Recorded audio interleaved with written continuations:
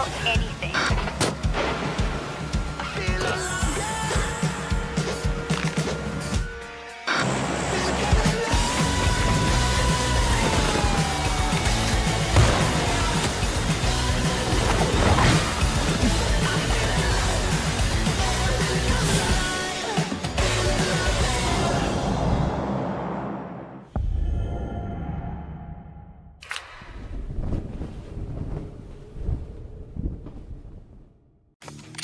A new in-game tutorial for beginning players, some added fun for arcade mode, and updates to how you communicate on the battlegrounds.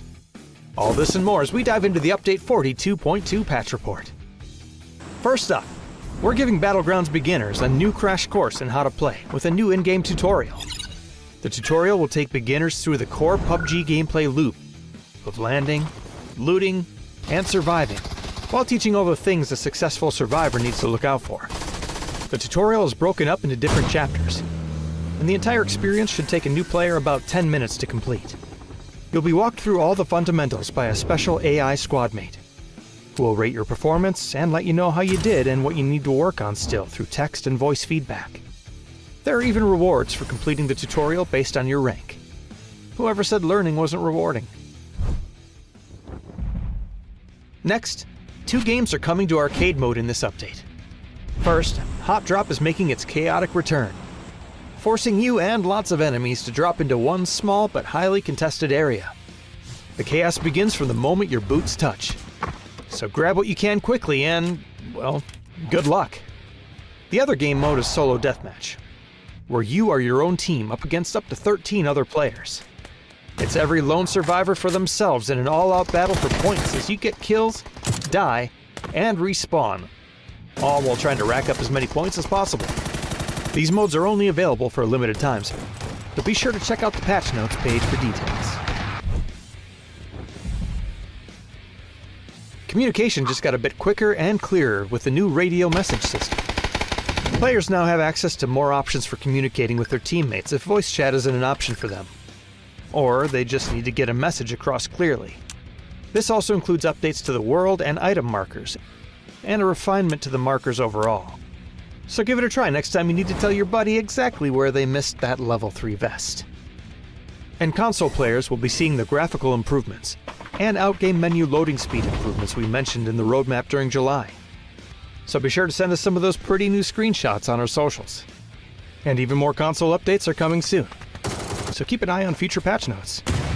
There are also new information tabs on the world maps, some optimization improvements to Tago, world updates to Rondo, and more.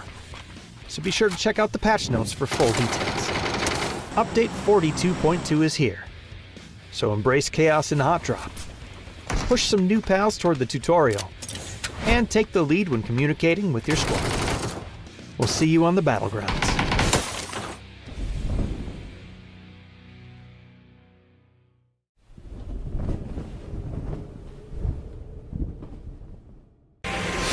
Just so hard to make this extra push, and you're just seeing so much getting used, and Mika will eventually peak, and Balefrost need. Well, they held it for so long, and then the blink of an eye, the hold crumbled. Okay, Pest Control runs in. They see an opportunity. They don't want to deal with Scam on the outside. Just gonna make the charge. Perfectly timed around. Joshi just eating up all of these points. Gotta go for the reload. Takes it. Finds a lot of damage. Shots get it. Micah in the shotgun. Come up clutch again. This could be a breaching convoy, especially if Timothy has the Panzer as the weapon in his hand. Oh, is it a breach or is it going for duel? They've spotted out the smokes. They have the Panzer cells ready. They're trying to go. Get the shot. Balefrost needs to find as much as he can over here. Does get the knock on the city. Rest of fate does manage to make landfall. Micah manages to hold it together though. Gets a knock of his own. Duel has one player down in Micah. Holding the barn from one side. Neil's getting tossed and a C4 is going to get placed by Pipa, and that is going to move all of these Chapinski's players. Everybody's just trying to run to the opposite wall, hoping that it's going to be enough. Oracle's just in the middle of it. They do keep enough distance This is a horrible push for Chapinski's, by the way. There's only one door they can run out from.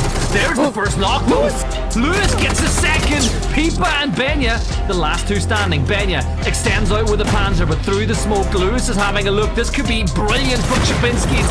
Pipa, he's going to get one. Benya, the other. It's a 2v2. Matt and Louis Zera. Runs right out of the smoke into Benya's line, though. Great use of the Doritos to hold it. Now the two line up. No org manages to find it. Great pickup, great defense. This my moment, I'm gonna take it. Got one chance and I will not waste it. All of my life I had a dream with patience. Independent winner, but I came from the pavement. My life in danger, no name mag is the scene I came up. When are they all gonna wake up?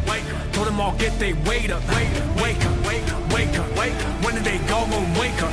Wake up, wake up. When are they all gonna wake up? I was just doing my thing. I was stacking, ballin', then I maintained. I came up proper, I ain't gon' change. I came in, locked it, know my name. Stand tall, I don't fool. All my brothers, they trained to go. Now next up, ready for the throne. Don't test me, cause I'm in my zone.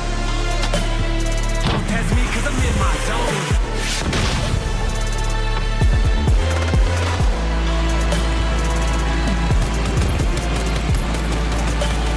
Don't test me, cause I'm in my zone.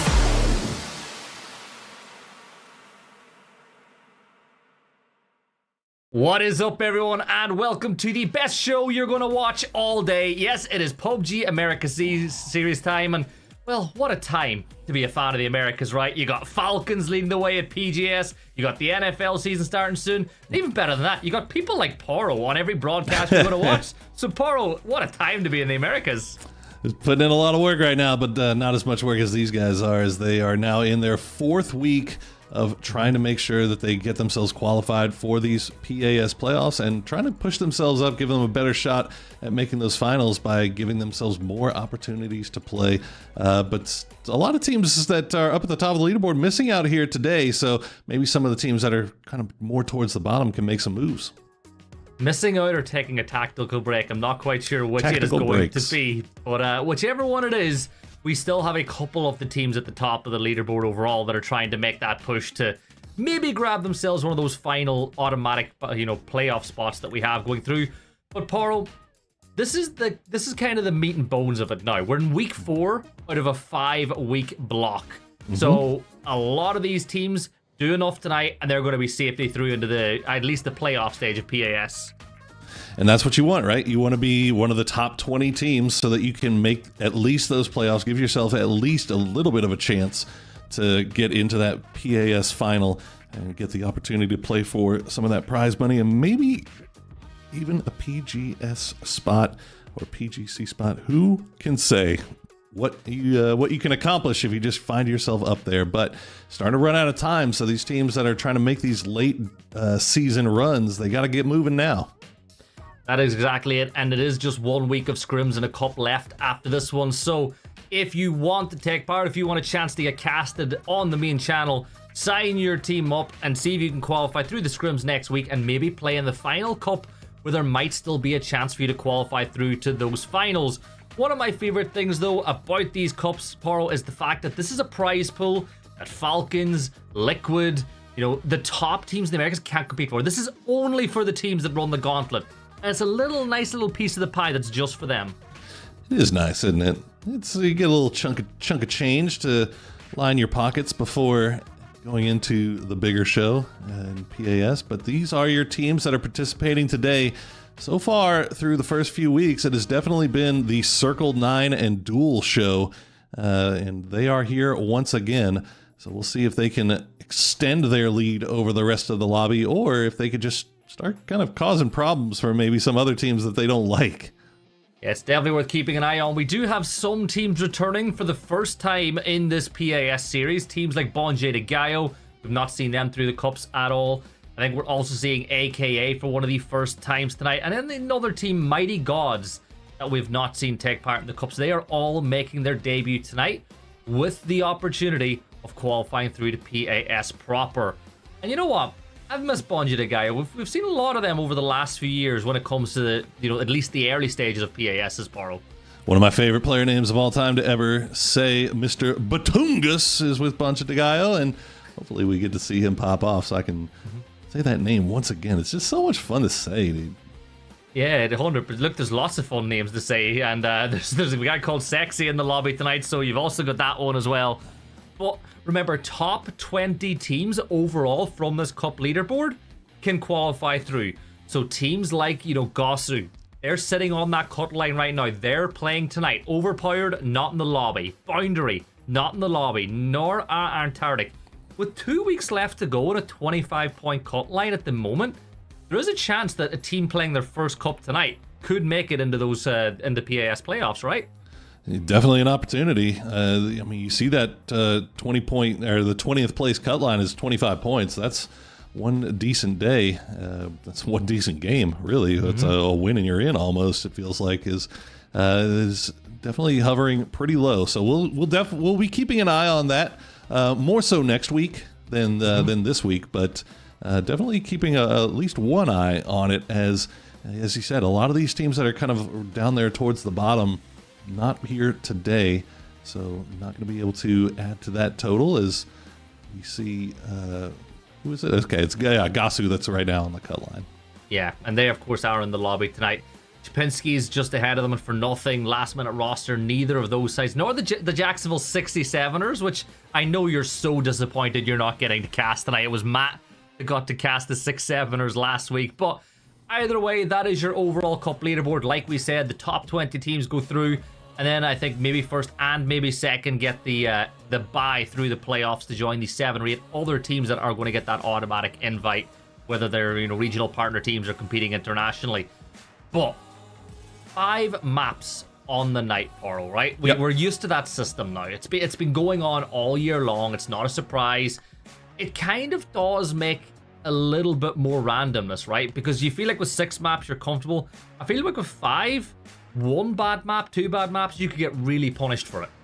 It's really tough, man. It's really, really tough playing these 5-game sets, and there's so much pressure that's put onto you to not so much have a big game, but just not have a bad game. As you said, going out with 0 points in one game is bad enough. You follow that up with 2, and it's basically you feel like it might be over. But on the other part of that coin, though, if you have one good game and you're up at the top of the leaderboard, there's still plenty of time for other teams to try to come up and catch you. So you never can rest on your laurels. You have to always be thinking about getting something out of each and every one of these games. And given the amount of hard shifts that we've been seeing a lot lately, it has proven to be very, very difficult to find any amount of consistency.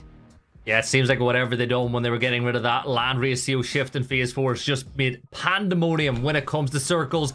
But it's time to jump into the first game of the Americas on the night. So let's get a little look at our flight path as we begin to get our way over Erangel. To kick things off, Poro, pretty favoring over that western front at this moment in time. Yeah, it is very far west, isn't it? And it also, there's still the opportunity of maybe a military island.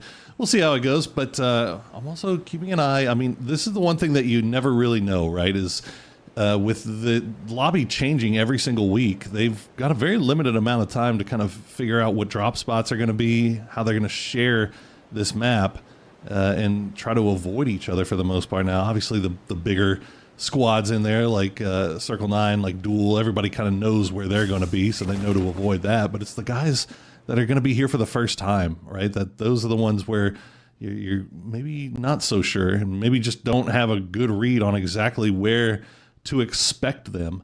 As we see Duel dropping down over there by Gaka, doing the old Gaka split. That Duel roster is worth keeping an eye on as well, because they are right on the coattails of C9. Because C9 last week had what can only be described as a very underpower week for them. And not only that, Paro, one of our favorite teams, Bilu, also had a very poor week. And with Duel picking up a bunch of points, it's put them in second place overall. And with both those teams in the running tight, there's a chance for them to create a gap between them and third place, but B, a real chance for Duel to maybe wrestle that top spot away. Could do. And I know that even though top 2 spots, I think, are the ones that are going to be going to the first day of playoffs. That's basically all they're really fighting for. There's still a little bit of prize money involved, and there's a lot of pride on the line as well for a team like Duel, who has been around for so long. These guys, just veterans in the strictest sense of the term, to the scene. So you want to see them find some success. But that Circle 9 squad has proven to be very, very good. And, we saw it last time around. A team that does well in these Cup series can find their way onto the big stage. A team now known as Godlike. Not Godlike. What am I talking about? Yeah, Godlike. Godlike. Yeah, Godlike. Yeah. And you were thinking of God V, the player, for a second. I know. Well, they weren't. They weren't Godlike in the Cups. They were athletes of Christ. That's right. But they then turned into Godlike, and they have a good performance at PAS, and they were on the stage there at PGS's for these last 3 runs. And over in Europe, Nemesis, kind of the same boat. So you can see teams that find success here in the Cups will maybe find success at the regional level. Yeah, 100%. And not only that, look at Godlike. They had a huge glow up from the first week of the PGS to the second. They didn't do enough to qualify through to the finals. It is just down to Liquid and Falcons to kind of fly the Americas flag there. But the players who were practicing most in the Cups last year did have the advantage. And let's not forget, Paro, you look at the teams that they surpassed that aren't currently out there, like the likes of Euphoria, the likes of the Rock roster, the old Rock roster, like a lot of top teams were beaten by what a lot of people saw as a Cup team last year. So let's keep the practice one. And I'm going to say it too. If you haven't, I like a lot of the content that Big Head's been putting out, the coach of that team, openly saying, look, when the team loses, it's his fault. He made bad decisions. I actually rate Big Head a lot as a coach. Yeah, and I mean, that's what you want your coach to say, right? Like, you want to take that pressure off. There's just so many other things to think about there if you're a player and you're obviously not only just playing in these high-pressure type situations, but also doing it thousands of miles from home in a unfamiliar country. So, in 5-game sets, which we've already talked about, are just the most high-pressure situations you can come up with. So it's good to hear Big Head kind of doing what the coach should do. Just keep those guys' heads in the game as much as possible. And I do also want to address the elephant in the room here before you actually bring it up. Yes, you had a great day today. You're an Everton fan. You guys got the win. Yes, I'm a Man United fan. Let's all laugh at Gibson. I'm going to say it now before you can bring it up later on, so let's all have a laugh at Gibson. And let's forget about it and move on. The Tigers, we got mauled. Whole city. I mean, what can you do? What can you do when you're coming up? When you're coming up against a S tier Cup team, what can you do if you're Man United? Well, Bielzera will take a few shots over towards No Way as No Way. Lopez maybe didn't get the message about going to the right, and actually this might be No Way trying to stop down and fight, but they're going to lose DNL in the process. Now Gladiator taking some shots here from Bielzera. Nice shots coming through. No, not just yet, but Gladiator has to pull up to the tree, and Bielzera still has that angle. And the grenade reach. This might be bad news here for Gladiator. Oh, just short. Yeah, he's going to toss another one, a follow-up. Slabby needs to maybe put some pressure onto BL.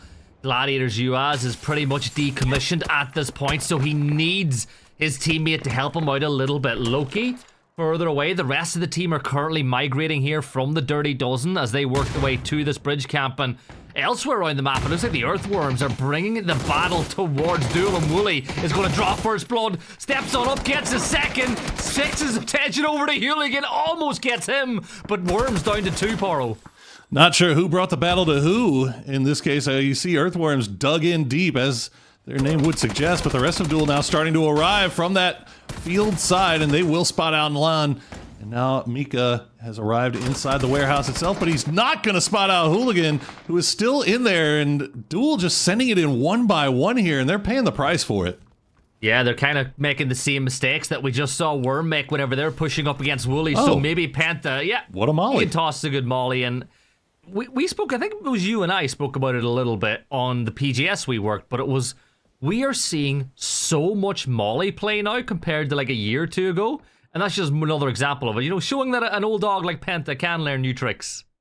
I mean, it's kind of a byproduct of the new meta, right? Like with the ability to destroy terrain and dig yourself in these holes, those Molotovs are probably the best tools that you're going to have to dig people out of there, because it's just so hard to land the grenades right where you need to. But the mollies, you throw a couple of them and they start to spread, and and force them to get out of their little hidey holes. But the practice paying off for Penta there. They do lose 2, but they get 4 points in the process, and they still have plenty of time to get those chips and maybe go for a res if they decide to. And it looks like that might be what they're thinking, as they're already in vehicles moving out of that compound once again here, as we see Keep Out still trying to dispatch here with no way.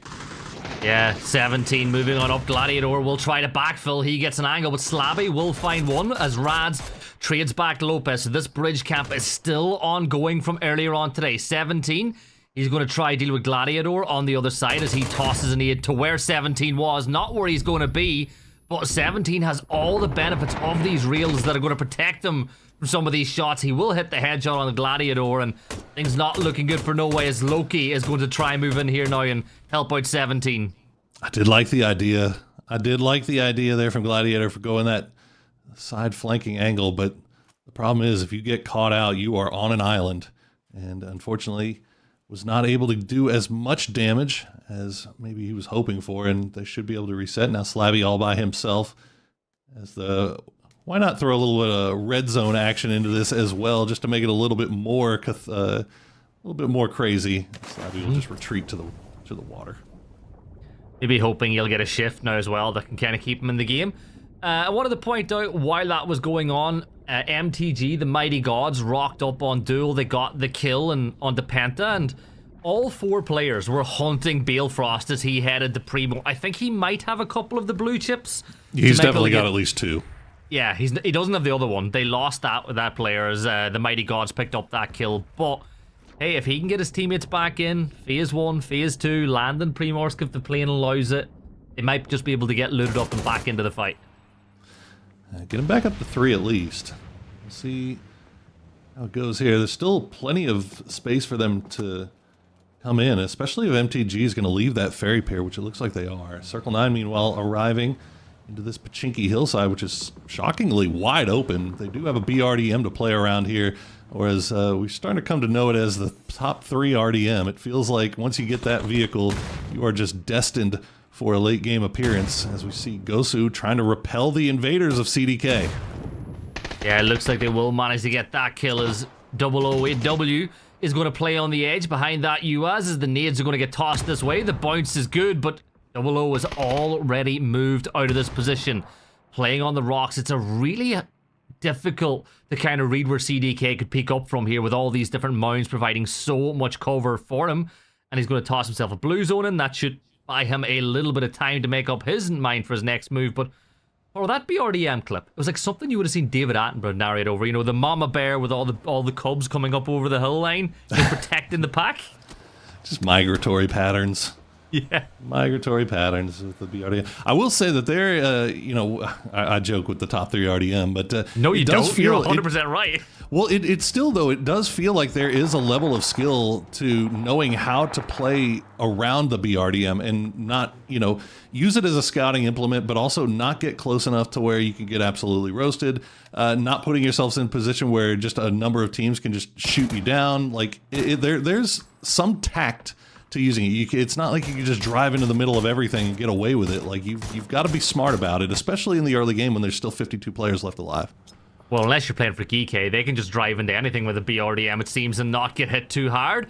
Looks like Gats will be scouting for that team. They're going to engage with Arc Esports as Jibs will start tossing that nade down. Let's see if I like the cut of his jib as he throws it down. But the Panzer, you spoke about it. He's close. He's personal. He's perfect. He gets Gats, but instantly traded back by Jam. And that's one of the risks you take if you're in that BRDM and you pull up to the top of the mountain and you know that there's a team up there. You have to take into consideration that there's going to be a Panzerfaust in play. Fortunately, it doesn't destroy the vehicle just yet, so they'll still be able to keep that for the time being. If they have their repair kit, they might be able to get it back up to full strength. As it looks like Scam going to keep on pushing, but a good grenade from Dedinho going to take down Bizzler. Jam will flush out Dark Castles. A Kraken, though, and the rest of Circle 9, they've seen this going on across the other hillside. They will push on in and try to get that third party. Nice knock there for Kraken to start things off. Well, we all know BRDMs are pack animals, so that's why Kraken's coming over here to kind of see what's happened as fallen comrade. But looks like Bizzler will go for the res. Elmer on from way downtown has an off angle. He'll wait for Aaron to push back inside, and For all of you Duel fans, it looks like they're back up to a full program of 4 All of players. them. They got the res, they got the blue chip because obviously with the blue we saw the shifter to position from the Mighty Gods. So all of Duel are back in the fight. Yeah, I was thinking that he might only be able to get the 2, but he was still able to get pentalulls as Come well. on, So you can really, get him. There he Didn't even do the hard work, by the way. Like, he's just picking up free knock or free points of other people's kills. I think that might have been the guy he did knock, though. Wait, do they have 2? No, they don't. Okay, that would have just been diabolical if they managed to steal away the other BRDM too and have it be Circle 9 double BRDMs. I don't think that's allowed by law. Laws are meant to be broken, though. No, is it rules? Rules are meant to be broken. Laws, you follow the rules. You follow laws. I mean. Laws, don't be breaking any laws. Don't be breaking any laws. Those ones are a little bit more intense. As you see, Balefrost trying to spot out exactly what's going on this hillside, where the rest of the team get as much loot as they can. Looks like Mika's already inside the compound, and now Circle 9 going to just send it across the open field. Should be able to do that fairly easily. A few shots being sent in the back from Arc, and we'll see where they decide to play. A lot of divots here, a lot of mortar craters that they can kind of play around, and right towards dead center. This is actually a pretty decent spot to play, given the gear that they have, especially that BRDM being something that you can kind of hide behind. Yeah, it definitely is, and I think that, the field being opened up, it gives them a lot of angles on the teams that might want to push in a little bit later. You can see that Mighty Gods, they've got themselves a similar mindset as Sexy It's is going to hit a nice headshot onto Mr. T, and he's going to get that knock. And with Mr. T down, the problem with these bowls, Paros, it's like you can get knocks all you like, but you ain't getting any flushes. Oh, this is a problem, though. This is such a problem for MTG. Their heads are being kept down by Bonchagayo, and they weren't able to keep Kaut from pushing in and getting within grenade range, so this could be bad news as Tater's going to get the knock on a Kin. Feels like MTG might not be much longer for this world, as we see AKA just holding down this high side on the southwest. They're going to spot out Duel making their way and take a few shots in, but it looks like Duel should be okay. And so far, MTG has been able to reset. So I'm not sure if Kaut just doesn't have the utility after that fight on the coastline that they engaged with earlier. Yeah, regardless, MTG staying alive. Yeah, Duel made their full send. They're going to play inside the field. So now we've got C9, MTG playing in the fields. Looks like NoOrg might be making a very similar push as they make their way into the circle. And to be honest, if you're not in one of those compounds, this is all you got. It looks like NoOrg are going to crash onto C9, and Posa will manage to find himself one, and having lost one, well, they're going to move themselves into a compound which is surprisingly free at this stage of the zone. That's on the edge, but who cares, right? Any port you can find here is Flanker is going to spot out Giga. Gets a few shots in, a lot of damage down. Not able to get the knock, and Morns will trade him back down as Zenny now is going to spot out one from range. Flanker will get flushed. Team Fate just digging in these holes on the high side. These landmine positions have been proven to be such a hard thing to deal with, as now Sneak Attack will get taken down by Tim Fee. Nice shooting from him. Yeah, Timfy's had some nice moments over the course of these cups, and I think Sneak Attack, they'll go for the res, while pressure will come from Kalawi, looking to catch where those shots came from. But it's just so difficult to really do anything about it. CDK picked up a couple of kills on the Mantas. They're all moving on that northwestern side as they leave the compound south of Chopsticks, and looks like Kalawi will get on the move in this pretty much broken up coop and move himself into the... What are we calling this compound now? Because to me and you, this is Tempo. But, like, to a lot of viewers at home, they don't even know about Tempo, what Tempo was as a team. Yeah, it's starting to show our age here a little bit, but we'll just call it the compound on the north side of the new circle. That is exactly what it is. I don't even think, once they put in the ping system, nobody has names for anything anymore. They just call it orange or yellow or green, like that's whatever the ping is that's on it. That's what it's called. We'll still remember the old ways, the old magic. The Cotton Knock compound, the compound on the north side of the new circle. Yeah, I don't think it'll stick, but we could try. We could workshop it for one night only. I think if you drop it tomorrow on PGS, I don't think anybody's going to have a clue what you're talking about. Probably not. Probably not. Well, we see Scam trying to do a ambitious late game E pickup, and they are getting absolutely roasted. So no joy for them, as 3 members will go down. Jam still out in the blue, so an opportunity to survive a little bit longer. As Circle 9 up to 4 kills once again, and they have good position on just off to the north side of dead center of this zone. We'll see if they get the circle shift going their way once again. Yeah, a couple of teams now just trying to create some cover as they work their way in.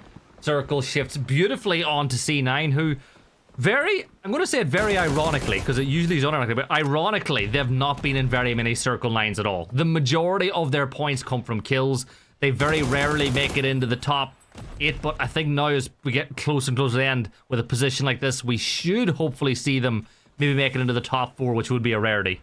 It's a very nice position, but it is very much in the open, and surprisingly, not a lot of mortar play coming out so far. I think it's just, I don't know if these teams just have had the opportunity to stop down and try to go for mortars, but AKA will take the fight here now with Banch de Gallo. As you see, Arc Esports going to get eliminated, and AKA Lips will try to make that push up the low side, and wow, Banch de Gallo immediately dispatched. So AKA, you said that they're only now starting to show their face, and they're coming in hot. Yeah, a couple of knocks sustained on that one, but they're in a position where they should be able to res. Jam does get dealt with as the blue zone took him down. He did do a little bit of collateral damage on the way out, but as I said, not enough to add too many more points to the side. V-Tow making their way into the circle now as well, as Jackzinho is going to rocket up. They've found themselves a shack right on the edge, and normally a position like that, you're thinking, okay, that's fine, should be easy to deal with, but all these teams have already used so much utility. It's going to be so hard to get close enough to that shack through damage as we watch Beal hit some nice shots onto Brandy.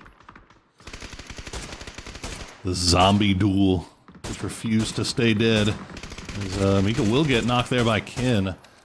We'll see if they are able to get him back on his feet. Looks like they might be able to. He's right there with Penta, but he's got a good grenade. Oh no!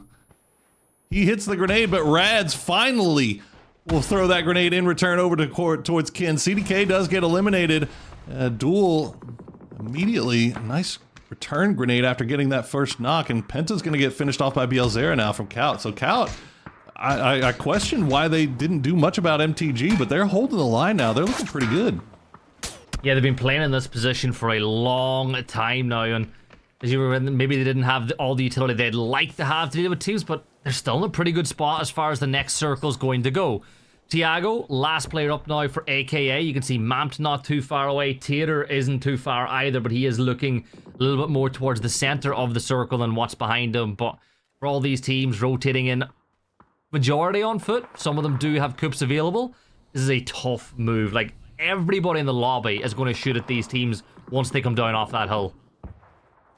It's definitely going to be slow playing things for the time being. 27 alive, 10 teams still in. Slabby, solo Snake here, sneaking right behind Noorg. They don't have any idea he's there just yet, and they are starting to put their attention over towards Vung Tao off to the north, or at least just get themselves a little bit better position. And yeah, he's just going to go ahead and die to the blue. It's Benya's fault. That is 100%. He saw Benya, stopped crawling, because obviously, you know, these players are dinosaurs. If you don't move, they can't see you. True. And then all of a sudden, he couldn't bandage and the time went against him. So had Benya not reversed into the blue, he might have made it a little bit longer. But let's jump into the fight, because the blue is about to evict AKA from inside this hole, and that might force the fight with Adria and Proper. AKA just cannot. I mean, this is the problem, right? This is what I'm talking about, why these Molotovs are so important. Landing a grenade in this tiny hole right next to the rock is so incredibly hard. And it's keeping Adira alive, and he'll get one, but won't get the second. Will go down now as AKA go for the res instantly. Should be able to stick it before the blue zone arrives, I think. We'll see. Keep out now, turning their attention towards MTG. Yeah, Keep Out have been waiting for this push for a long time. MTG suffer one, but again, it's so hard because you push up over the open, other teams in the lobby are going to turn their attention this way. So really what you're trying to do is win that war of attrition now. Get rid of the helmets, get rid of the vests, get rid of all their utility, and then maybe take value out of all your investments a little bit later on. And remember what I said about the lobby shooting everybody as they made the move? Well, AKA got a taste of that as they hopped in that coupe, and it just looked like everybody was firing on them.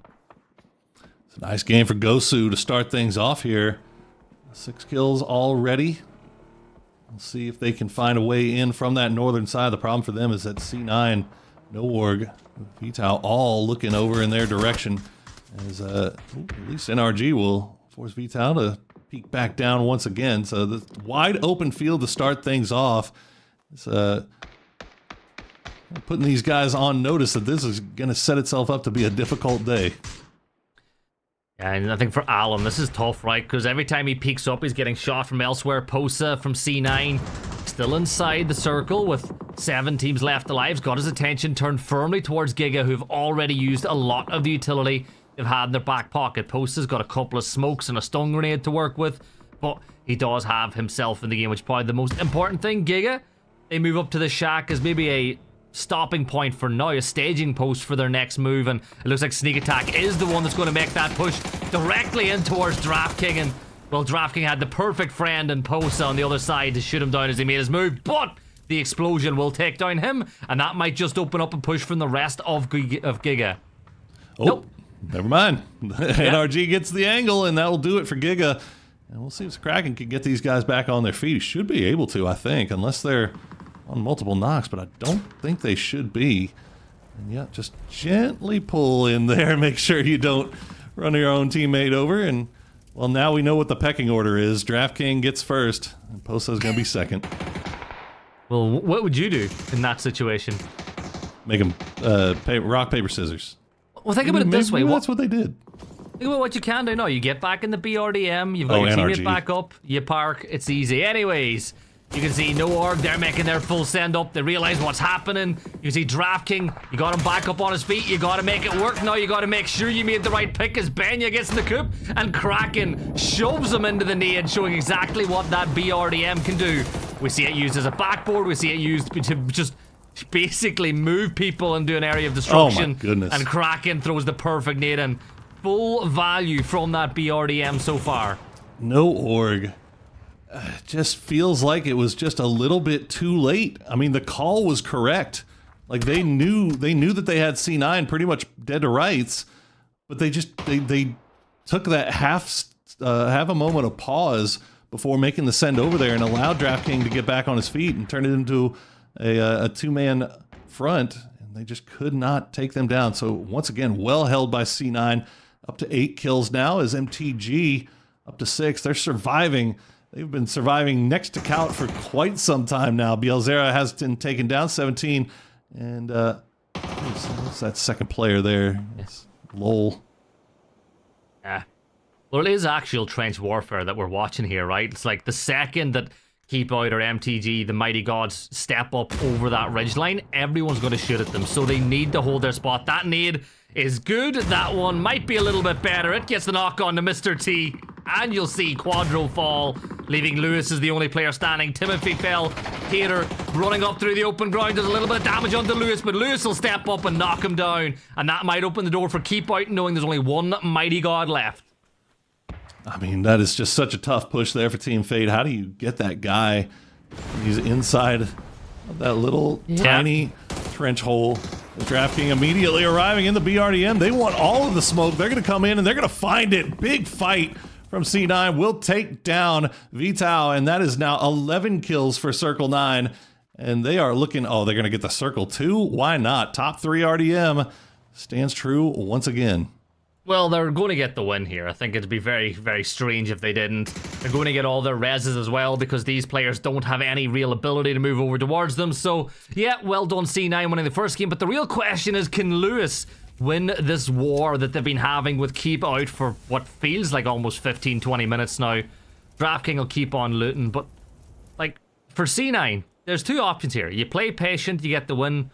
Or you go hyper-aggressive and push both these teams and get the win as well because you've got superior numbers. But I want to see how they play this. Like, I really want to see how aggressive they want to be, considering you've seen Duel go down earlier as well. Yeah. Seriously. Just from range, the one grenade he has, he's just like, hey, there's smoke in that dip. Let me throw a grenade in there and see what happens. Oh, look at that. I found Loki. Piece of candy. Well, Lewis actually uses that as an opportunity to kind of disengage from, here we go keep again. out altogether. And now, yep, they'll just send in the BRDM to go for the flush. And now they know exactly where Lewis is as well. But nice shots from Lewis will force them back behind that hard cover as Loki will get unceremoniously dispatched from the lobby. And now DraftKings has eyes on 17, who is eating blue zone. And there you go. We'll finish that one off. And Lewis does manage to get second place overall for MTG. Posa's definitely going down here. And all of a sudden, DraftKings does know where Lewis is. That 1v1, the smoke wall coming down just in time. As only a Molotov sent in that general direction. You got to go for the res here, right? Oh, the molly lands perfectly. Lewis is on fire. He's going to run into the dip. Is he going to fall? Not now, but DraftKings is going to try to use his player for a body block. He gets on the move. Lewis might have a massive chance, but he's full white. He'll hear the footsteps. DraftKings tosses stun grenade 452 of the night onto Lewis. Lewis steps on up. Lewis falls. C9. Get the chicken dinner. But for half a second, Poro, I was believing Lewis could pull something off until DraftKings threw 452 stun grenades into that circle. Not much you can do when you can't hear anything, you can't see anything, you can't really do much at all. And once again, just well played there by Circle 9, but we're not at all surprised by that at this point, as we have seen them kind of do the same thing over and over and over again, and they'll just continue to tighten their grip on first place overall. As a nice, what was that, 12 kills, 11, 13 kills performance from them in game one? Huge stuff. It feels like it's their first, like, I'm not saying this is a matter of fact, but it feels like that's their first map win all the way through these cups. Like, all their points have come from kills so far. Like, they didn't really get into the top 8s all this often. Now, they did receive a couple of gifted circles. They had the BRDM at the end, which helped them take the win.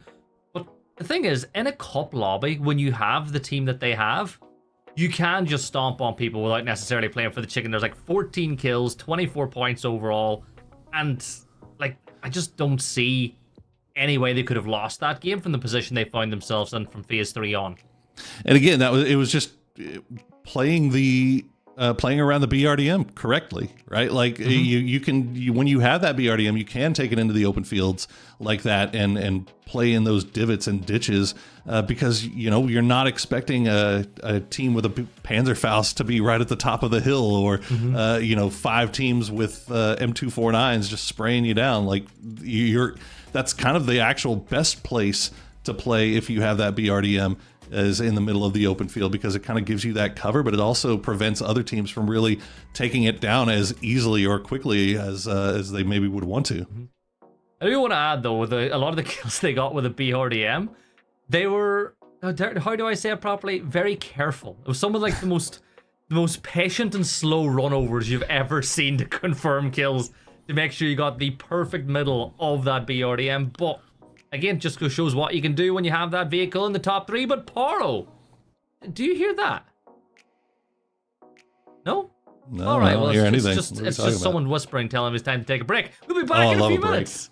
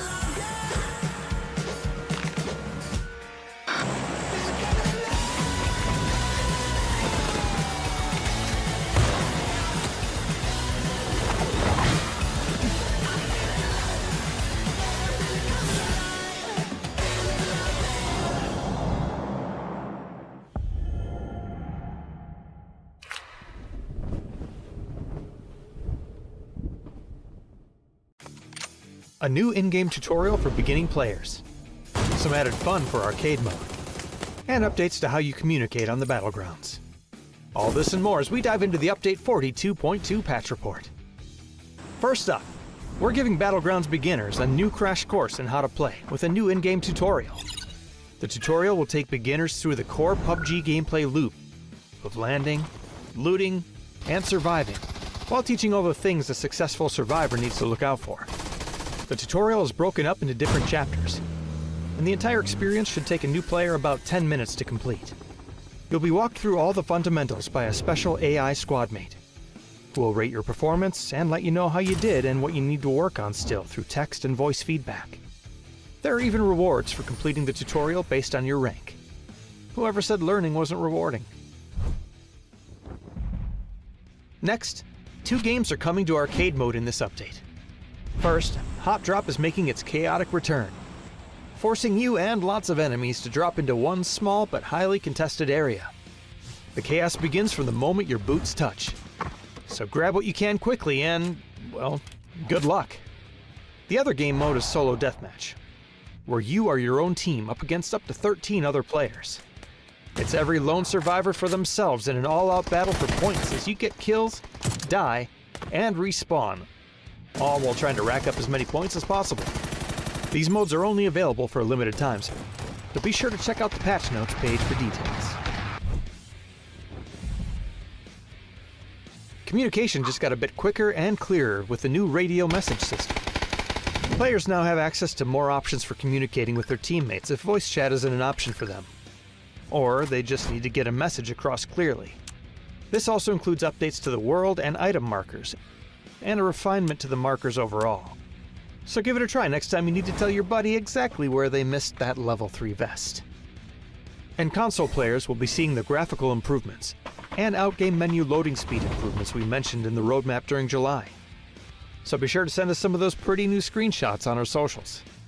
And even more console updates are coming soon, so keep an eye on future patch notes.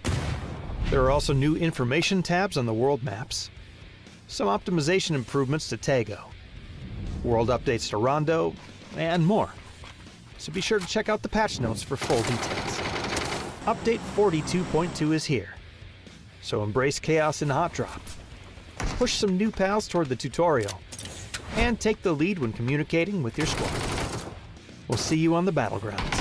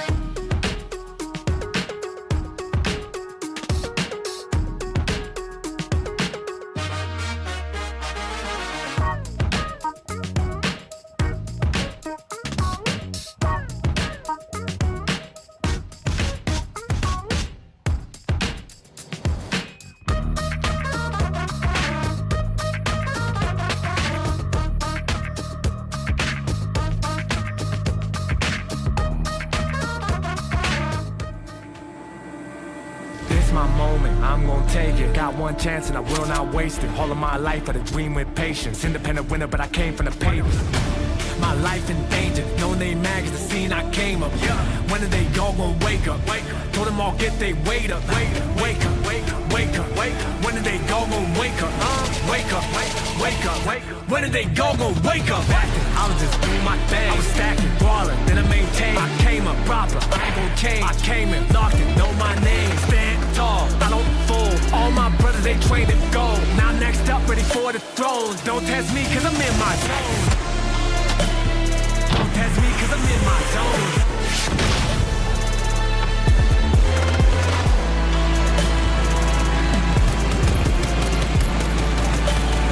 Don't test me, cause I'm in my zone.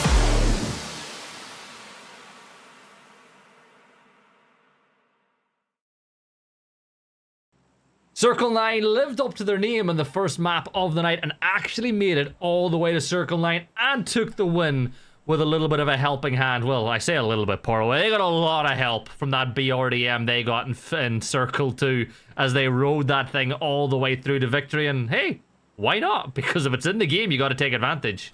Absolutely. The BRDM, the destructible terrain, all of that coming into play for Circle 9 that time around. And you are absolutely correct. That was their first victory. I went back and checked. Week 1, 2, and 3. No wins for Circle 9. So it's actually even more impressive, the fact that they've been able to sit at the top of the leaderboard overall for so long without having won a single game. So now they don't have to say that anymore. Now they got to win. But did you see the amount of kills they had, Poro? A lot of kills. A lot of kills. A lot. I'm going to ask you a question now, because obviously it's in the live patch.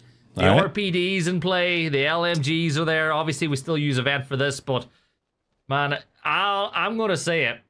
I think it's going to have a monumental change to the way comp lineups play up now with what I've seen from the game since that last update.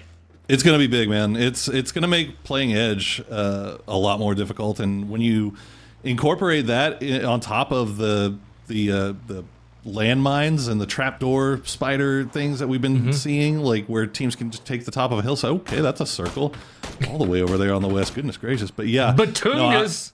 Batungus gets the knock. God, I love it. I love it so much. But we'll see if you actually get the flush as well. As it doesn't look like Ark is anywhere near Lupi. But they might be able to get vehicles. No, it doesn't even look like they're going to try. That's a pretty ambitious drop there for Leapy.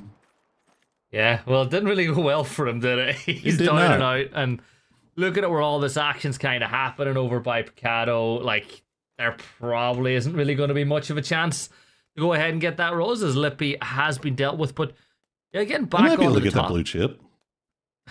I know, Batungas. Well, a bunch of the guys going to have to leave Picado to go inside circle, right? Well, they got to leave it anyway, so like they might just stop on the way and get the blue chip. But I think that Gibbs might have already picked that one up. But back to the kind of topic was, I seen a couple of players talking about it too. The changes they've made and the nerf to drive-bys, you kind of feel like a sitting duck when you're in the car now compared to what you would feel in this current build. Oh yeah, you're screwed. No, the new gun is very, very good. The M249 is buffed as well. Obviously, I think I was having this conversation with the boys last night. But RPD is still better than the M249, but the M249 is improved. But I mean, I was thinking, I was like, okay, LMG's getting buffed. We're in TPP. We've got destruction coming in now. It feels like 2017 over again. So maybe this is a byproduct. It's a slow, low-key buff to some of the old school boys like Purdy Curdy. Yeah, and you know what? The fact that Kurt can carry Wooly. like 40... Ooh. Maybe the Wooly return, but here, Kurt can carry like 40 nades these days as well, so like we are really living in Kurt's world at the minute. About that. They got to do something about that. The amount of grenades that you're able to carry right now is just... It's just insane. The late game is it's basically just turning into utility management, and some teams are very, very good at it, to be fair, and you know, you got to do what you got to do to get the win, right? But the fact that some teams are able to kind of basically just operate on like 3 mags of ammunition, and then all the rest of their backpack space is devoted to frag grenades, it's pretty wild. It's for sure, and it makes things very difficult to play around in the late game when you're trying to get a push onto another squad.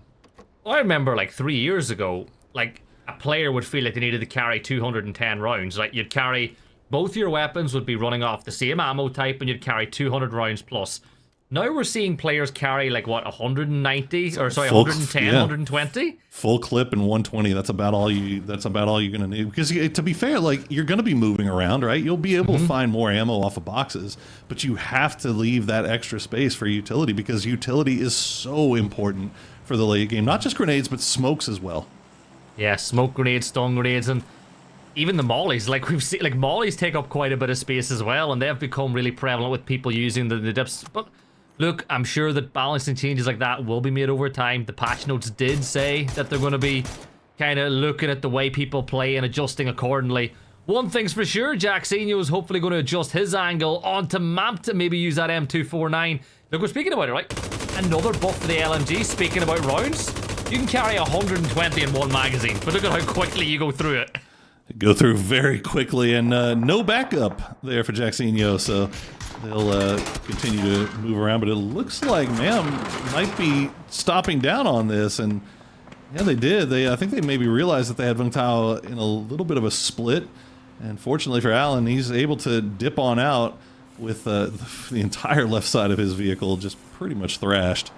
Hey, as long as he just has to focus on driving forwards to get to his teammate, it's fine. I am really annoyed, though, that the other player, like VTAL, don't have a guy called Steve. You know the Alan, Steve meme? Like, that would have been great. Alan! Al. That is definitely a throwback meme, but, you know, it still checks out now. They still love it. Were they even called memes back then? Like, yes. Maybe. You know something I don't know. fun? You know a fun fact that you could tell viewers at home now? You know, you and I, we're both older than Google. You know, see, these are the kind of things you should just keep to yourself. You know, Older than YouTube? There's no reason to really be putting both of us on. I mean, if you want to put yourself on blast, that's by all means. But putting both of us on there, I did not give my consent. Hey, if I'm going down, I'd rather not be lonely. You know that kind of boy. It's fair enough. It's easier for two people to dig their way out of the hole than one. Well, Porosaurus is nothing if not a ride or die, and I will go down with you swinging. Like Fallout Boy, who was also from our times. Again, you have to remember there's people who like Fallout Boy who didn't hear the Fallout Boy we heard when we were growing up as well. They've changed a lot over the course of their days, and much like getting back to the lobbies that we have in the Americas, Poro. You like see that was maybe like a 5 out of 10 transition back to the game, maybe bringing it back to esports. I like it. Well, no way. They have a little bit of high ground. They got a big wide split, too, going on in the center of this zone. So you see, kind of taking eyes on AKA off in the distance. The big question here, Gibson, is what is this Circle 2 going to do? Because Circle 1 was brutal, cut off about, I would say, what, 35, maybe 40% of the circle? And everybody is playing towards the center. The whole north side, El Pozo, completely empty. So if this hard shifts north, or if this still plays around that western unplayable terrain, like this is going to make things really, really gruesome, given that there's still 64 players left alive. Mm-hmm. And that unplayable terrain too, the bit that's closer to the circle where the worms are playing right now, like if you continue to go west, that essentially splits the circle into two halves with an unplayable spot and one little valley that players can kind of rotate their way through. So keep an eye for that shift in about 25 seconds time. Most of the good spots have been taken already, like in and around the valley. A lot of teams thinking this could get worse before it gets better. So they're grabbing those more central positions now and hoping for the best. But you never know. There's a world where a team like Arc or Fate, who are rotating in super late, could actually get gifted by one of those circles because they're hedging their bets that this might go back towards the center of the map. It's got a little bit of a wild card factor here in NRG taking that E pickup, and there you go. It's not only going to go north, it's also going to include a big chunk of unplayable terrain. So no way, we're looking really good. I was a little bit worried about the fact that they were taking such a wide split over a high priority ridgeline up there. But again, the circle just super unforgiving. Going to pull away, AKA stuck in that 2-2 split. We'll see if they stay with that. as the south side, that valley, yeah, you just saw the market there on the map. That is about to be a bloodbath. Yeah, that was me that marked it. I remembered we had the ability to draw. Oh. Remember, you hit your little panel on the right, and then you click on the pen and you can draw. No kidding. Yeah. You don't get that in the European stream. That's an America's only thing. That's as we sick. watch Mampt working their way up the hill. This team name, by the way, means basically it's the Brazilian version of my dad went for cigarettes and never came home. That's what this team name basically means. Good to know. Good to know. I like it. Well, Ken, we'll try to at least get a trade here at the top with Mampt and MTG, and fortunate for both of them is that they should be able to just fully scrap this one out by themselves. I mean, you see a few shots being taken from the north by No Way, but other than that, lay down a couple of smoke walls, and this should be a straight-up 4v4 as the res is going to come through. But you see the angles that MTG has from that long range. I think Mampt is going to figure out, like, this is just not exactly what we're looking for. But what a grenade from Kim is going to find Andrew, takes him out of the vehicle, and all the work that Mampt went to get their players back on their feet and try to get out of there 4 alive is for naught. Yeah, you've lost Andrew. You're not going to get that blue chip anytime soon. And even if you did, the nearest place to get him back is a long ways away. So Kin will confirm that point on the board. Benya from NoOrg, you spoke about their split. They're now moving their way up on top of these rocky mountains, which you cannot dig on. So it's a but old school here. You got to just try to use the cover that you can deploy yourself to give yourself an advantage in fights like this. But I'm looking. Remember what I said about Fate could probably be gifted by the circle? Because of that shift north, they've actually got a really good location on the north, especially when I spoke earlier about the fact that that unplayable almost creates a death valley on your way to the north. It does. They've got a lot of real estate to work with. They do need to get Zenny in, though, as he was kind of backfilling where Scam was, and he's going to pull away from that, so it should be safe. But NRG, they took that E-pick up, and they took the high ground here. They're playing the top of the ridgeline. And you see the mortars are already starting to come over in this direction, so they're going to have happy feet and dance around here as Penta will pull up onto Vital. Sees one leaving. I don't know if he knows that Jacksinho is still inside that building. They need to be careful about how they approach this.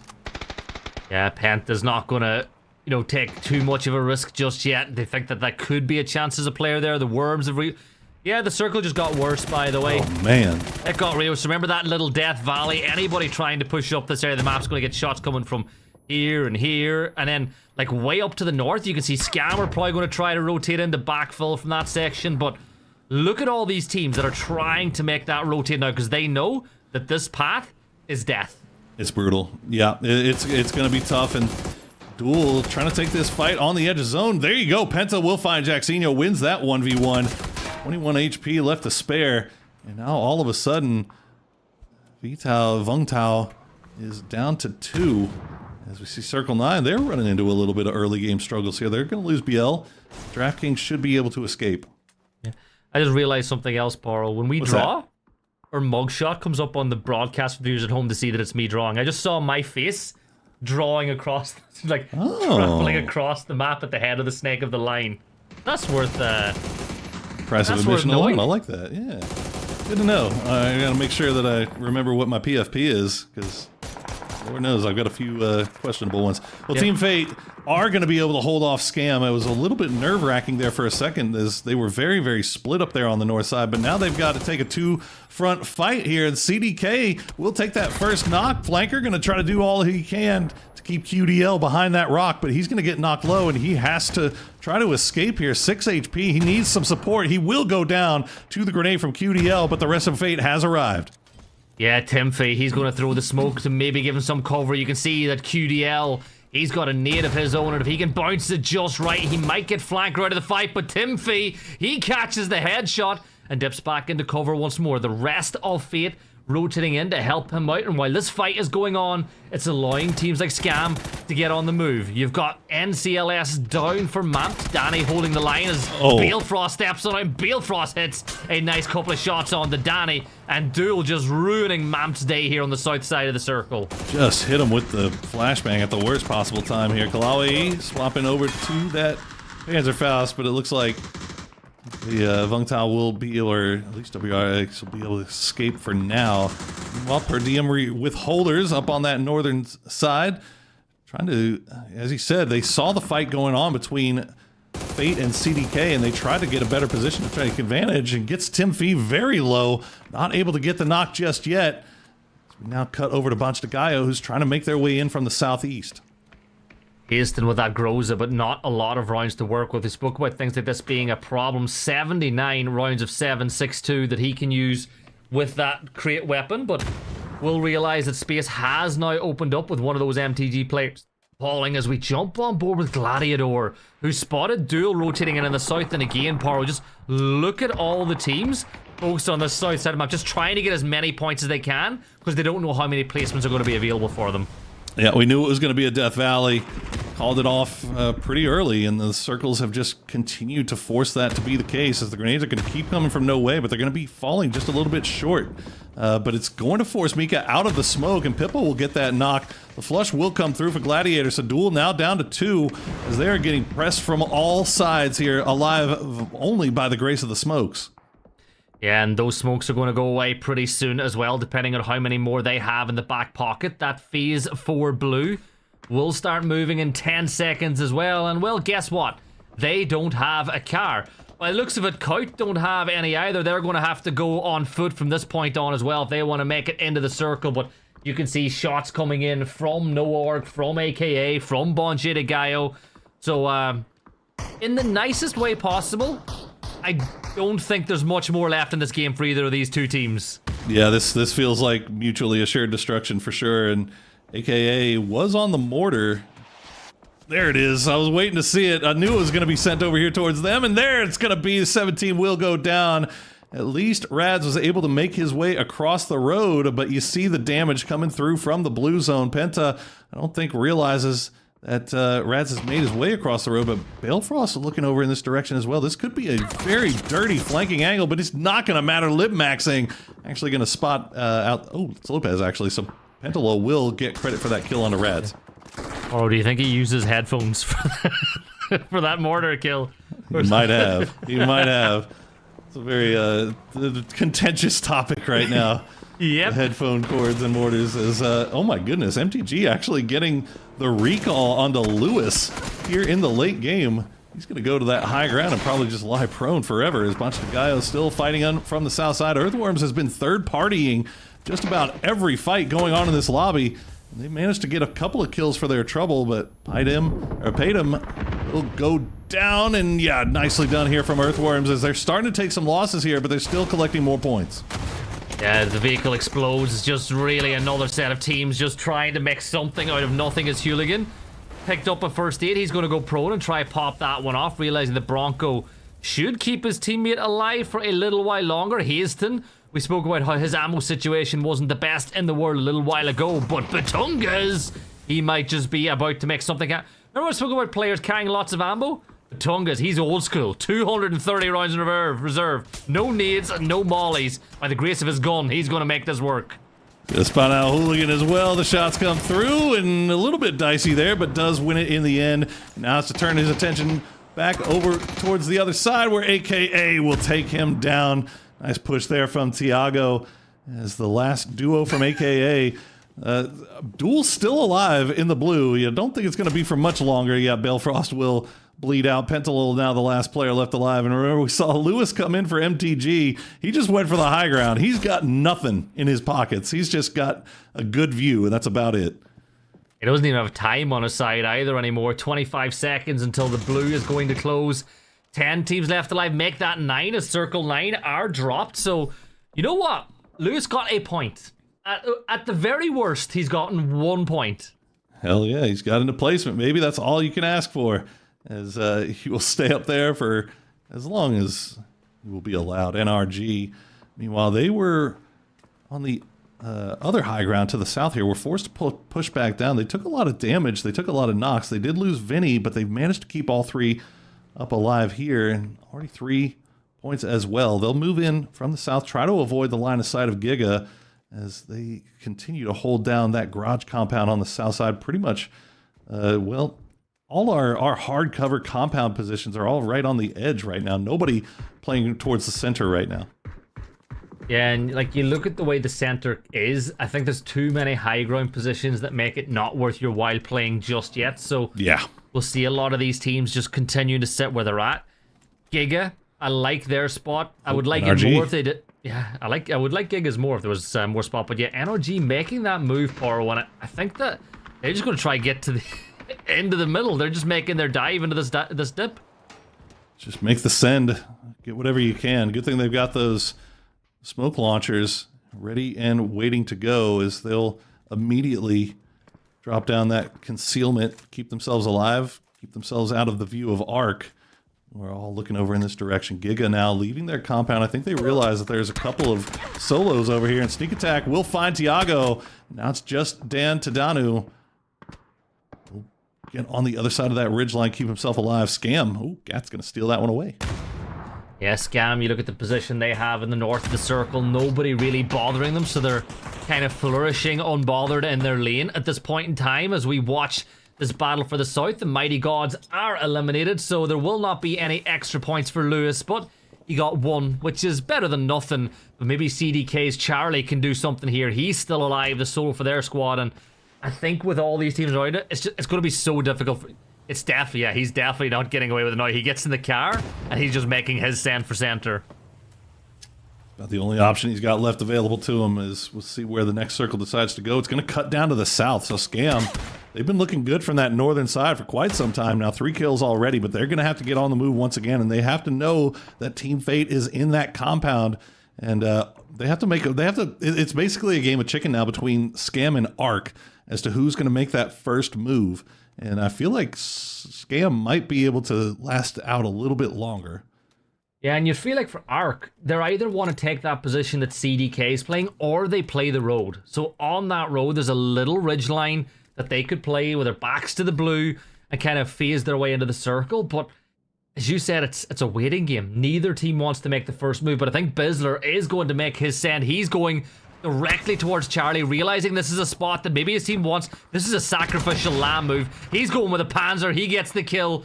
And if he went down, he was going down swinging, and that now buys him space. But here comes that Arc push to that side of the road that I thought they would make. Yeah, pushing in with the can opener. Got to do it if you're Bizzler in that case, as Dark Castle does get knocked by Benya, but should be Reservoir, I think. The remaining duo from Arc still remaining on the other side of the road just to keep NRG at bay.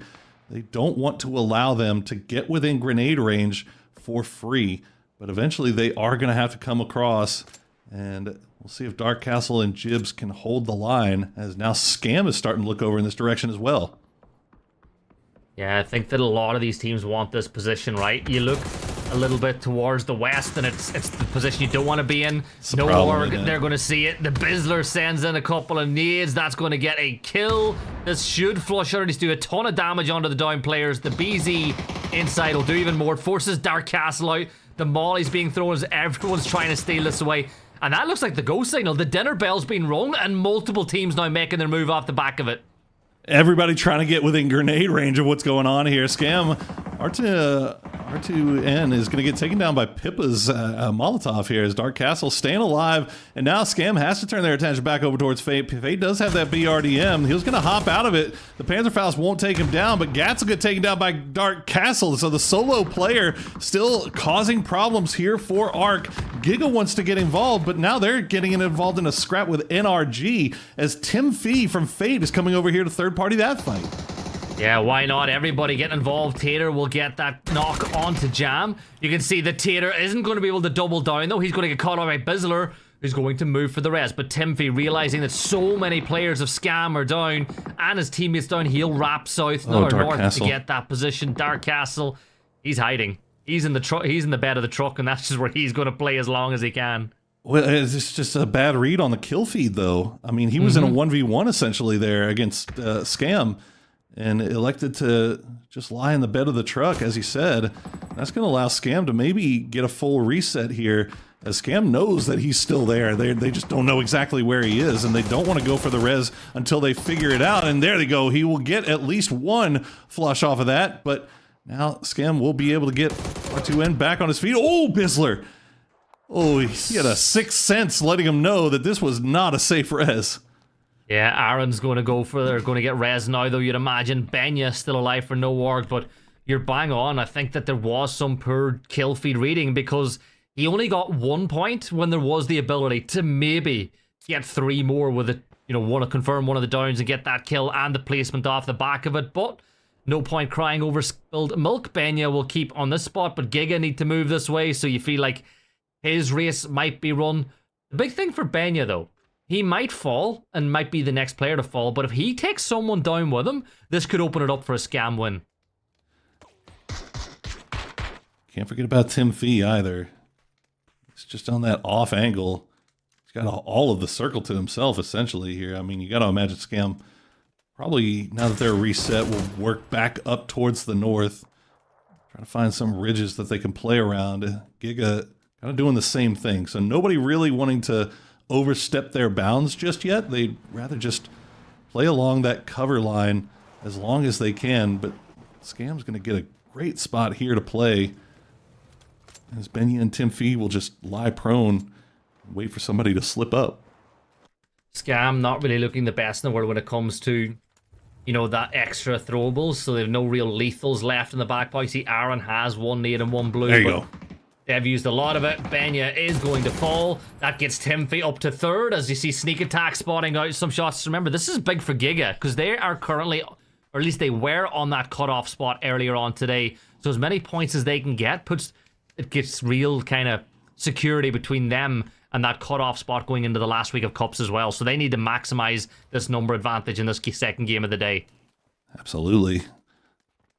They are in a prime position to go for a win right now. It's Tim Fee. That wild card off to the west could pop up at any time. You see Scam just playing around those ridges. Everybody just taking it easy.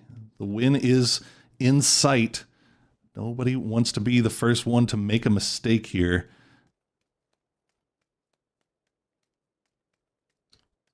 All very quiet. And that's what you expect, Poro, right? Nobody wants to be the team that makes the first move now. The circle's not really forcing the fight just yet. Bizzler opens up an angle for just a few seconds onto Sneak Attack, but isn't really able to get that knock that he needs. Tim Fee kind of in his own lane at the minute, just digging himself a trench that he can play in. Really, he just wants these two to focus on each other first before he has to step up and maybe do anything, because there is a world where Tim Fee could get away and pull off a solo win, because we've seen it in PGS. We have indeed. And I think Scam knows exactly where he is. You can see them all looking over in that direction. But they don't have really the tools that they need to do anything about it. They do have this one, though, but that grenade's going to sail just a little bit far. Zer will continue to play around that foxhole just on the side of the tree. One more grenade for Bizzler. You got to imagine he wants to save this one as long as he can.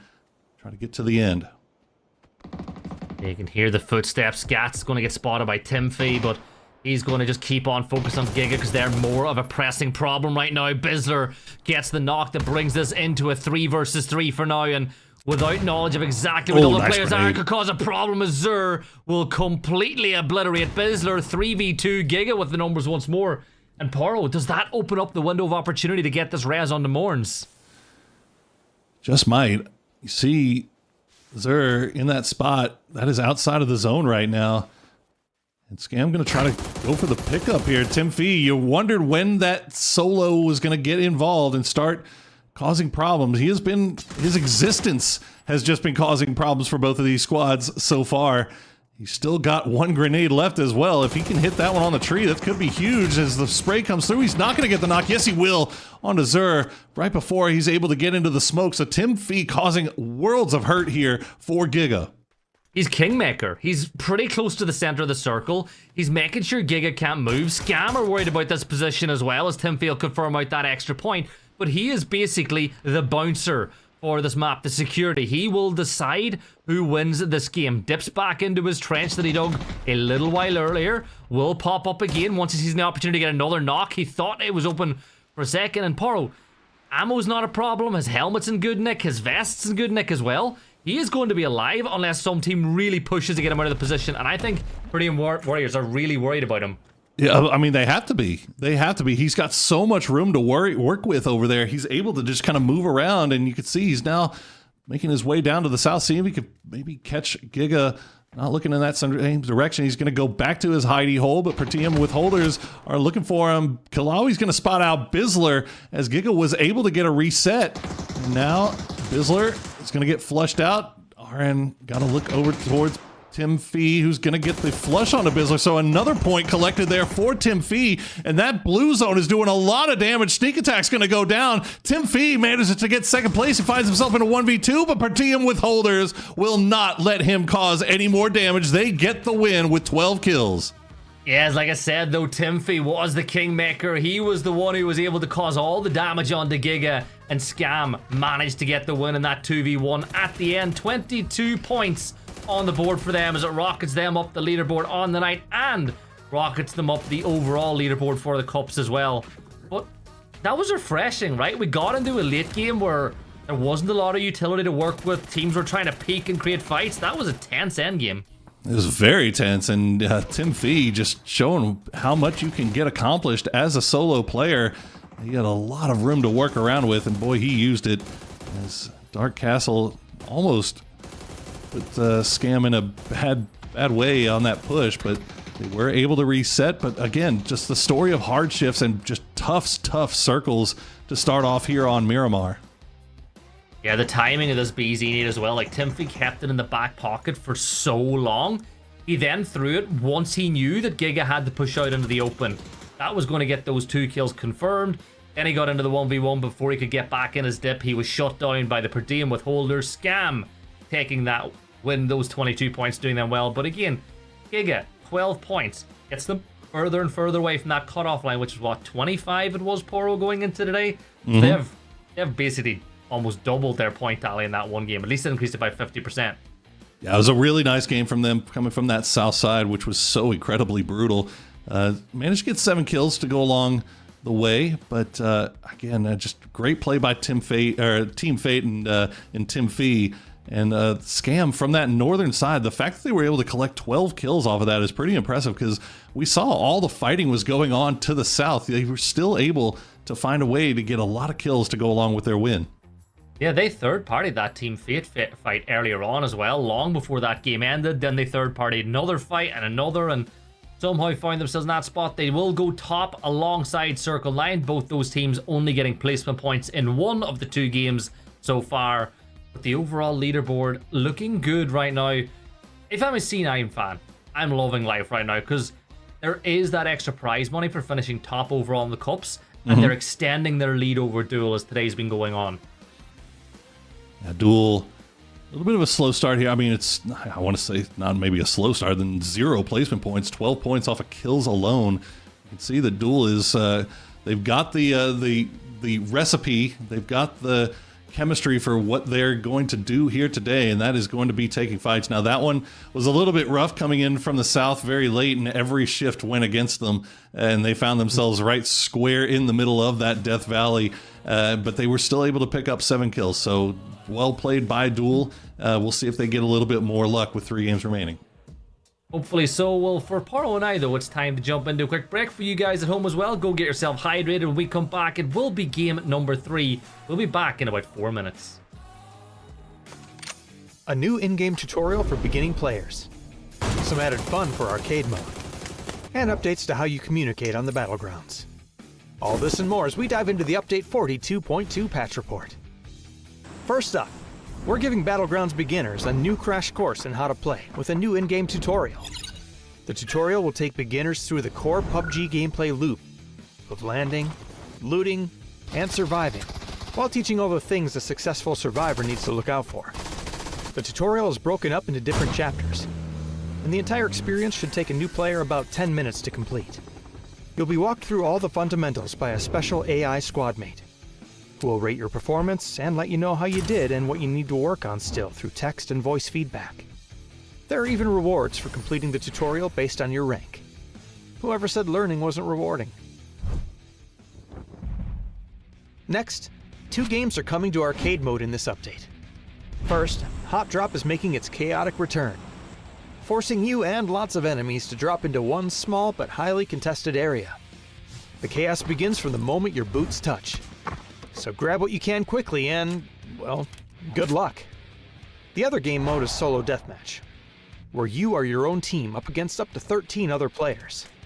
It's every lone survivor for themselves in an all-out battle for points as you get kills, die, and respawn, all while trying to rack up as many points as possible.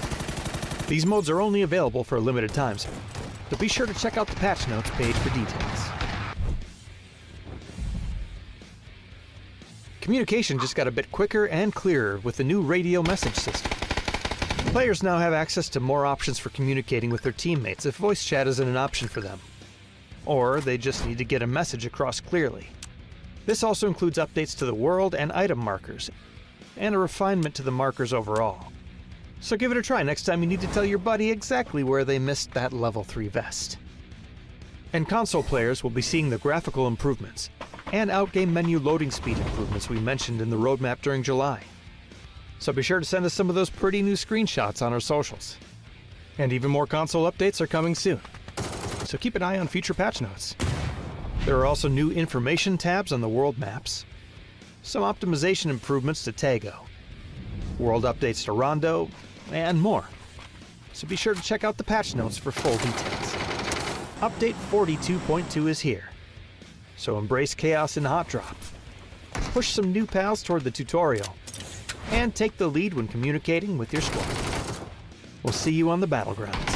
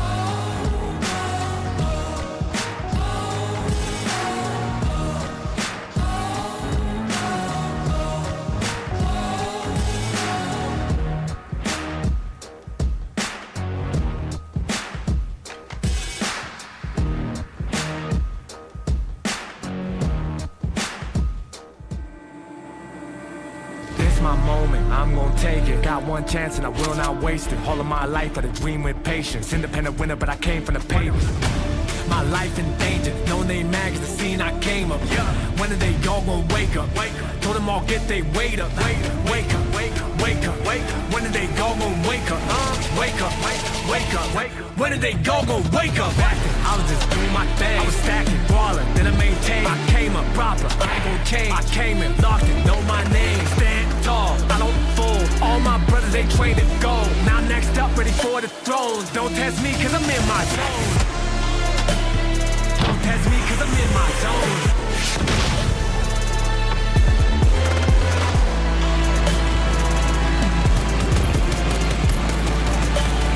Don't test me, cause I'm in my zone.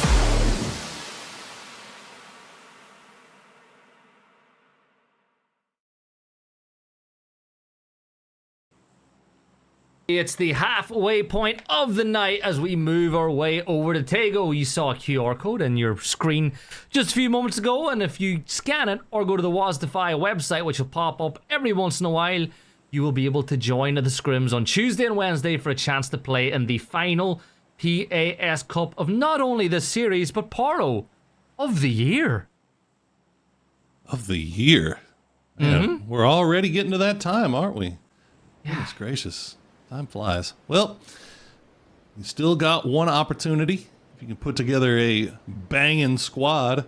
And remember, that cut line for 20th, not very high. So one good day could get you in there as we see everybody dropping out of that plane all the way up to the north. Is not a lot of teams going north, actually. A lot of teams going to the south, but I guess that's not too surprising, is it? Yeah, look, why not gamble on it going north? I think with a flight path, it's a pretty sensible thing to do. But you kind of spoke about it. We've seen teams like Rats manage to qualify earlier this year off the base of one good day. They turned up in the final cup and just about got enough points to qualify their way through as we get ready for that circle shift. You also spoke about how things were flying a lot. You know what has been flying a lot this year, Paro? What's that? The players. Think of the air miles and the bonus points that these players have gotten in their airlines this year with the amount of traveling they've been doing. Man, I hope that they've got some. I hope they set themselves up with miles. I hope they've set themselves up with hotels, points. Get everything you can, as you can, turn that into something good. As we see a little drive by here. Where is that happening? That was on a coastline somewhere. Okay, that was over there, just on the southwest side of this zone. VTOW and Map's gonna just avoid each other. See, what I like about this circle is historically you would have looked at it and went, oh man, like there's only two places it could go. It could go up towards Army Base or it could go back down towards Terminal. Now I'm looking at a Paro and thinking to myself, that little peninsula just to the west of where Zenny from Team Fate's playing, you know, beside that bridge, it could go there now the way circles go. Like, it's nuts. It definitely could. That is definitely an option, as our land ratio reduction or complete change, rather, has definitely led to some very interesting circles that we have not seen very often, and it's made for a lot more fun viewing experience, definitely a lot more difficult for these players. But you know what? We want things to be difficult for them. We want to see them fight their way out of tough spots. Remember, what's a good circle for players is not the same thing as what's a good circle for viewers, right? Because we like to see chaos. But I want to bring something up, right, earlier, because I didn't get a chance to because there was too much action going on. One of the viewers watching tonight has a 95-day, like 95 stream streak going on right now. That means they have watched every PEC, every PAS, cups and playoffs and finals, plus every international event this year. I'd say they must have watched every single PUBG stream since like the middle of last year. That is dedication. Goodness gracious. Sign them up. Yeah. New mod. Get him modded. What does Nedrick do anyways? Honestly, like, hopefully you're learning something from watching all this PUBG and that you can take it to your games. We'll see if you can improve. Although I do watch a lot of golf YouTube, and I have not gotten any better at all. As we see. Oh, I'm also not great at PUBG, if we're being completely honest. Yeah, but the thing is, right? We know what to do, right? As casters as well. Do it. Yeah, it's like, oh, well, I should make this rotate here. And I can make that rotate, but guess what? I can't hit the same shots these guys do. So yeah. I know the theory, I just don't have the mechanic. I bet there's a lot of people viewing as well that think that. And, well, Paro, a lot of these viewers as well like to say stuff like, oh, this team sucks, that team sucks. I see a lot of people once in a while going, oh, I could win this lobby. Well, scan that QR code. Prove it. There you go. Get in here. Show us what you got. Look, I will fight to the death for your right to be able to say this team sucks and fight with them. But if you start saying I could do better than this team, you got to put your money where your mouth is. And obviously, you and I, we'd be playing in this event if we weren't, contractually obliged to cash. It's a conflict of interest for us to compete. But we would definitely qualify. Oh, 100%. So all I got to do is get 20 points. Psh. I'm not even going to pick up a gun. I'll pacifist run my way. No, there's absolutely zero chance. Now we go for the scatter rats, strat, where everybody goes to different edges of the circle with a pickaxe. I like it. Well, a bunch of the Gaio, they're not going to like this. They push into a beautifully set up split trap here by Scam, but Scam going to take two big L's to start off thing. Nice shots there from Jam, though. We'll take down Patum. And now a bunch of Gaio down to just one. Is it going to be? Nope, they've got Batungus. They've got Hazelton off in the distance. There you go, Jam. Nice shots onto Batungus.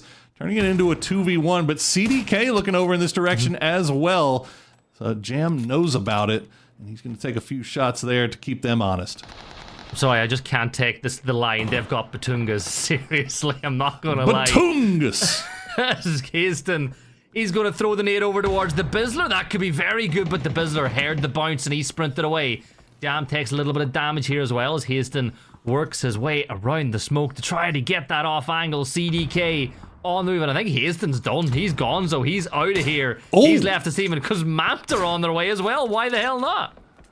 He's not just a revolver guy. Apparently, he's a sniper rifle guy as well. Jam, and some nasty ones there, but Miyamoto Mitio was able to pick up some pretty decent points there off of just third-partying this, stealing away kills. You see Scam, the trap was laid, the trap was set, the trap yielded 2 kills, and now maybe they might be able to get their men back on their feet. It looks like they should be able to. The digging of these little pickaxe holes has just made this bridge camp even worse for teams that are trying to make their way across, because there's like no way you can scout them out in that position.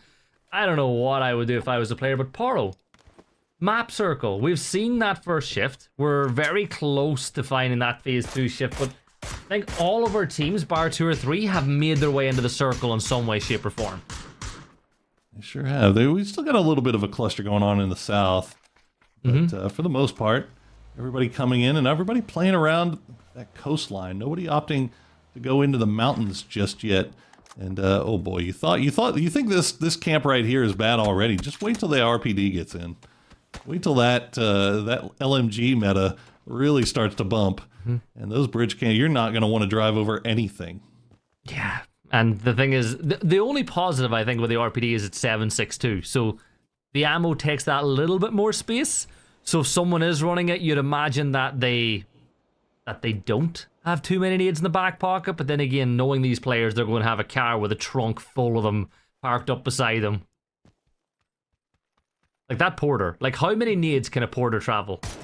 That's a great question. Next question. I have honestly no idea. Don't worry, Paul. That wasn't me asking you for an answer. That was like a question just in general. It's just a hypothetical. Yeah, we're going to start finding out how much 7.62 fits in the back of these things come next patch. As you see, Gladiator will have that mortar. Get the flush onto Tiago. It's on the... where was he shooting? Was he shooting on the other side of the river?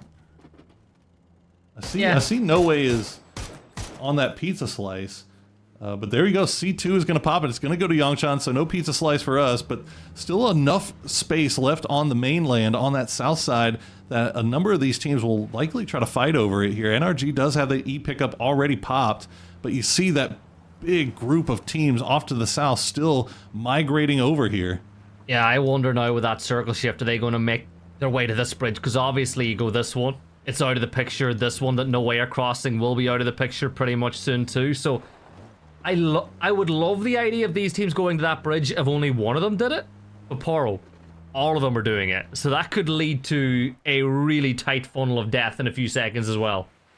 We'll definitely have to keep a close eye on that. As we see Gladiator, No Way, already up to 2 kills, and they know exactly where Keep Out is posted up. But I don't know if that's going to do them much good. Knowing that they're there and being able to avoid the shots are 2 completely different stories altogether.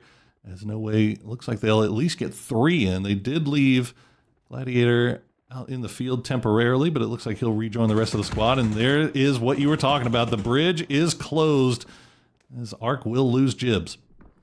Yeah, and they might lose another now as the south little P is going to work over a early headshot, but Flanker's going to click on empty. He's going to spin out, and this is an opportunity to hit the shots, but Flanker, come on, he gets it finally with the AUG. Gets the job done. That's going to force Dark Castle to make a decision. Team Fate will confirm that kill, but that ain't going to be the only bridge that's problems. I've noticed on the other side of the circle, right, that Vitao have already made their way over to the fishing camp bridge. Andrew's inside of Palace from Mampt, which is worth keeping an eye on here as well. So just going for the res, yeah. Yeah, it's really tough for these players to decide which way to pick their poison on this rotate. It is shocking to me how many of our teams that were already on the north side just decided to make the full send into Yongshan and areas just around the I will call them the Yongshan suburbs.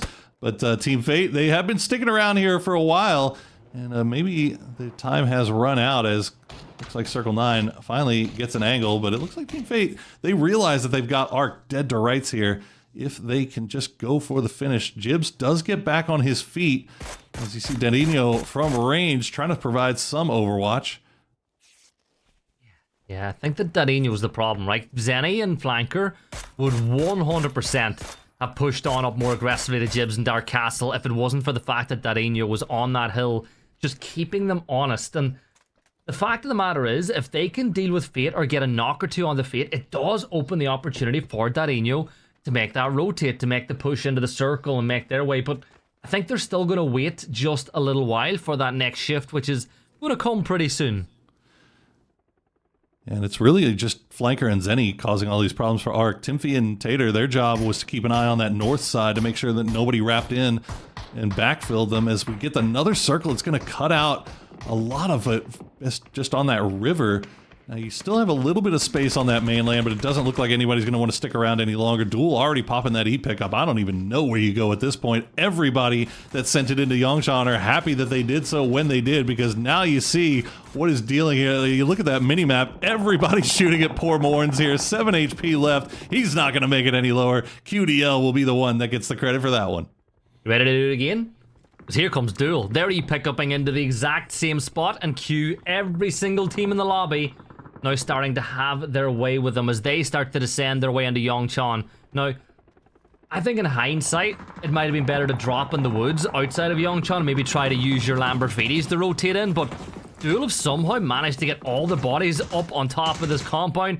They're going to go bellies to the floor, and even if you get a knock here, it's going to take multiple nades to get a flush. Yeah, there's not really much they can do. I mean, this is keep out, just trying to cause problems, sending a bunch of grenades over here.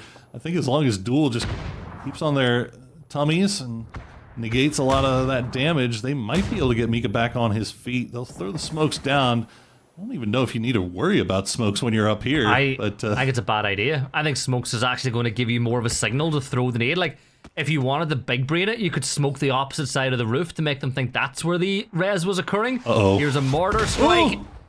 And he's going to hit right on top of Penta. The next mortar's going to get Mika again. This is just... It's a bowl. They're inside a bowl. But it's, as I said, it's going to be just too difficult to get these flushes. It's so hard. And the mortar's not going to land exactly where it needs to. You see, they're just getting sent from across town. Does the damage, but one able to get the flush. So Duel, the 5-head play of coming in super late, it looks like it's paying off for them right now. If they can just survive a little bit longer, keep out, they're going to go in there. They maybe just finished up the Odyssey, eat a little bit of popcorn, maybe check out Spider-Man. We'll sit here for a while.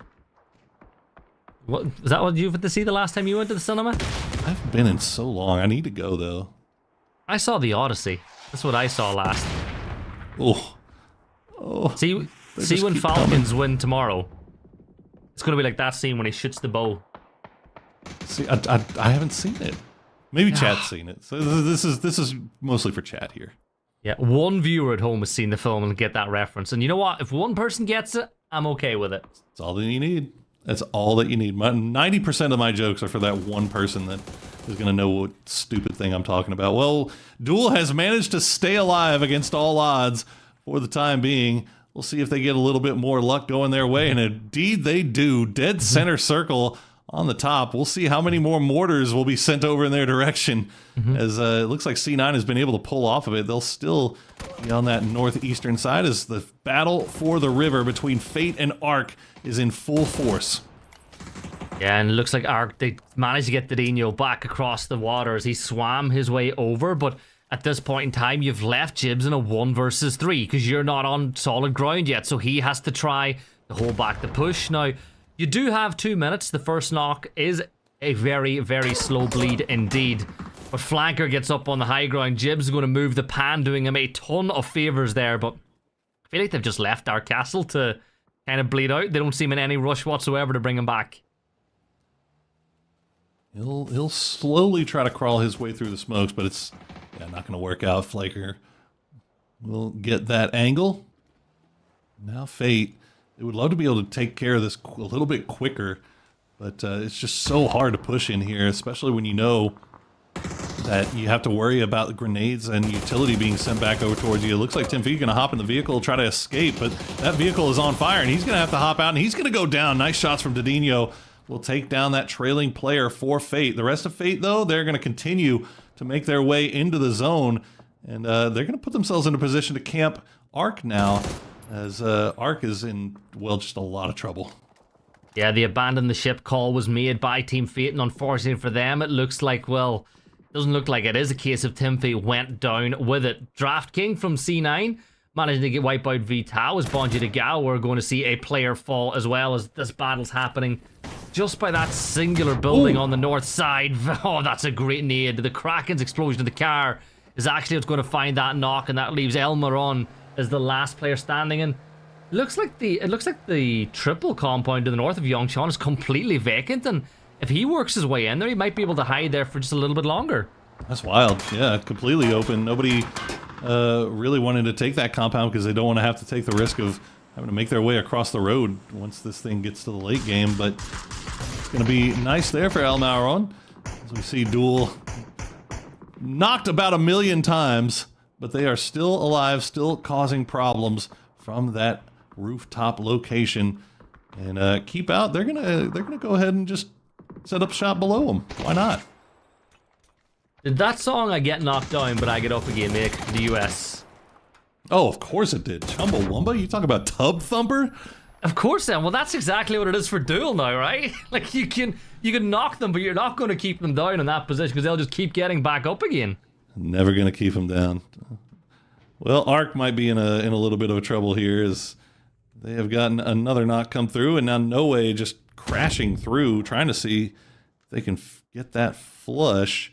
But they have to be concerned about making their way into the zone as well, as this has now pulled away. Fate, they're hopping in the vehicles. We'll see if they backfill this. No, it looks like they're going to go more towards the south, and they're going to be the first ones to go through. So Mampton a little bit of trouble here as the res comes through. The grenade comes back, but it's not going to find the mark.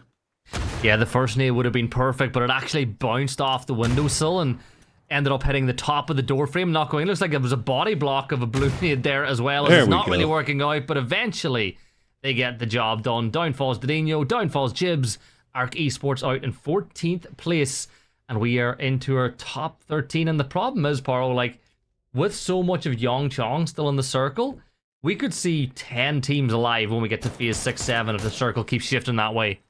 Yeah, no, it's gonna be brutal. And if this thing keeps pushing out of Yongshan, that's when it's gonna get really, really interesting. And I think you got teams like Scam and Earthworms and MTG that are all hoping that will end up being the case. As you see, Scam still keeping eyes over off into this, since Earthworms will try to make the wrap up to the north, but MTG, Mighty Gods, already in position. Hooligan very low, but not knocked just yet. And now the push is fully coming in here as Libmaxing has the Panzerfaust in hand, but that's a good grenade. Will take him down. As number of fights going on here across the circle as CDK will run into C9.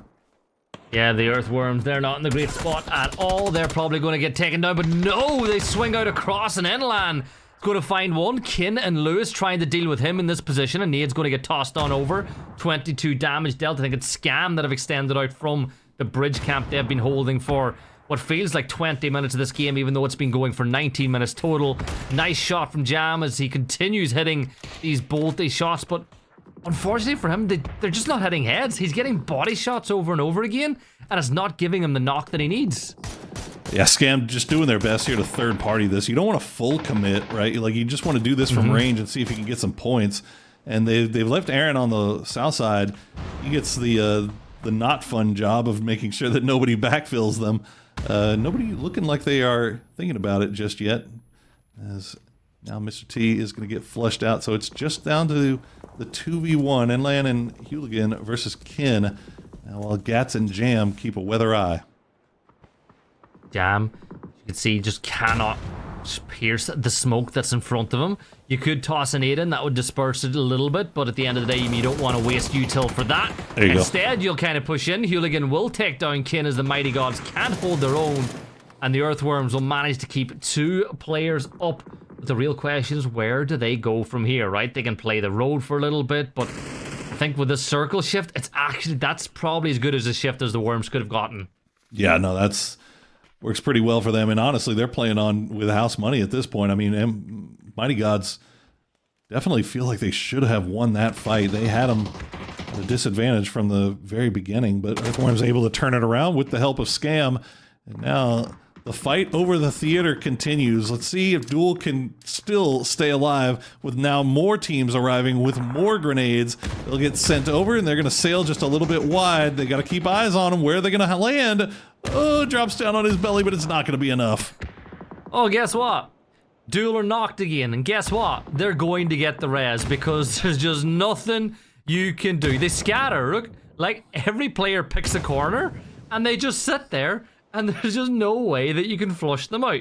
You'll see Stonley is like, that Stonley's gonna do nothing. I think if I'm K out now, if I was Noir, you might regret using those nades on the roof because you've got Kout waiting for you inside the lobby.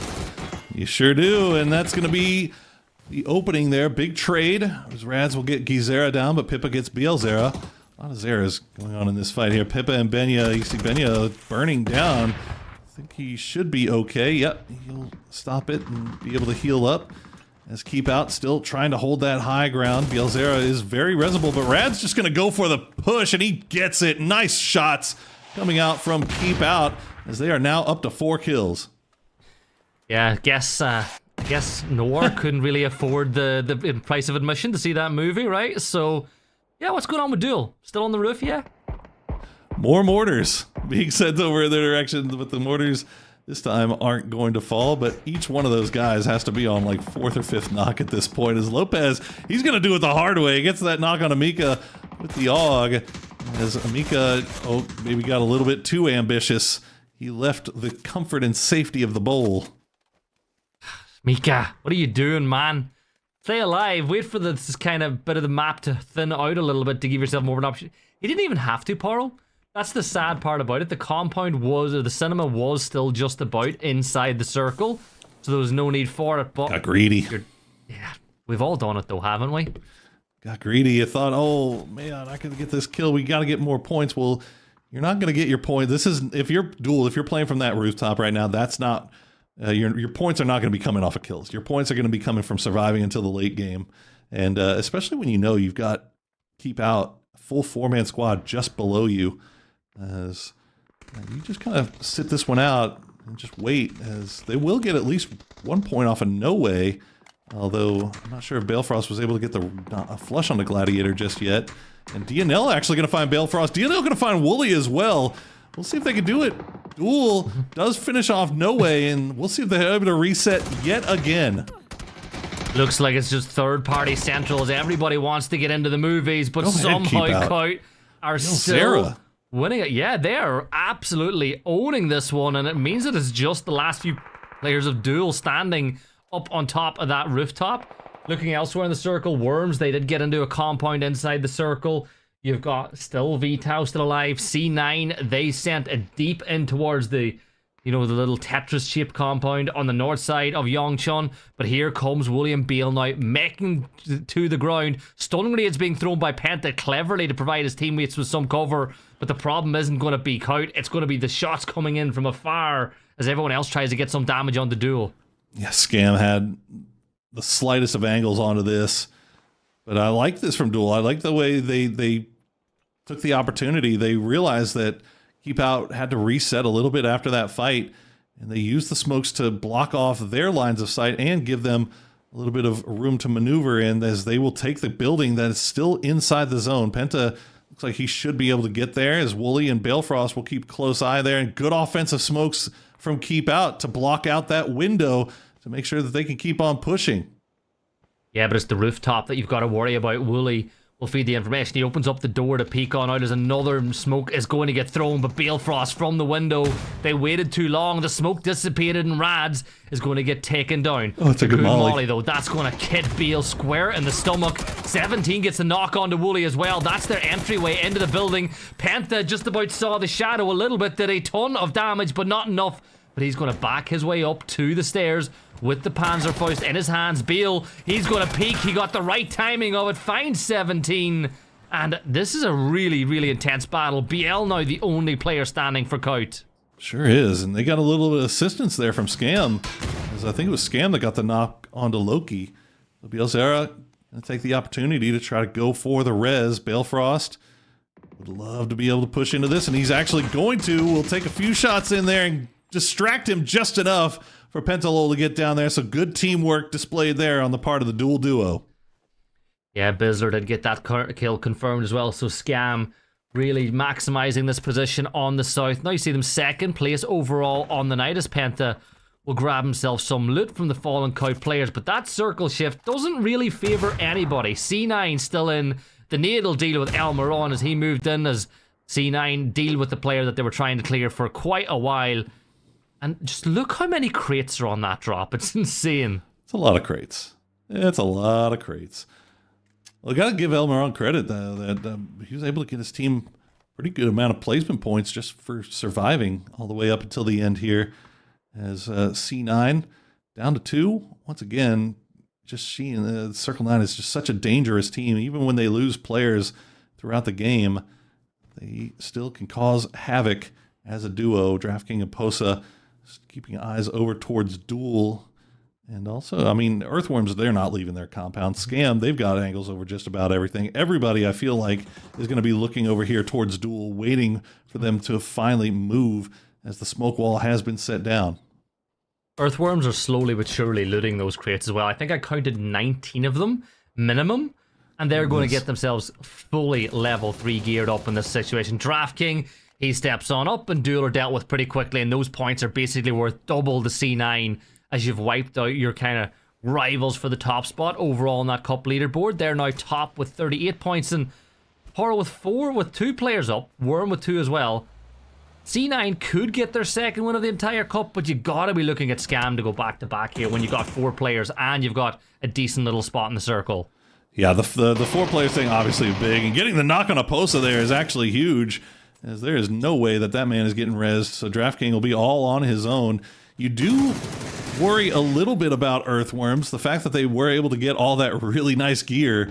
If Scam screws around and gives them 1v1s or 1v2s, you see Hooligan with that P90 in hand. That gun is absolutely devastating in the late game. So Scam can't be too cavalier with how they approach this final circle. I'm looking at it, and I think at this point, you just got to use the ridge lines and kind of get as much intel on the positions of these last few players. Like Jam, he's really just in charge of letting you know what the Worms rotate is. Going to toss the stun to maybe catch Hooligan out, maybe force him to run into the blue or force him to take some damage. But like, you look at the gear they have.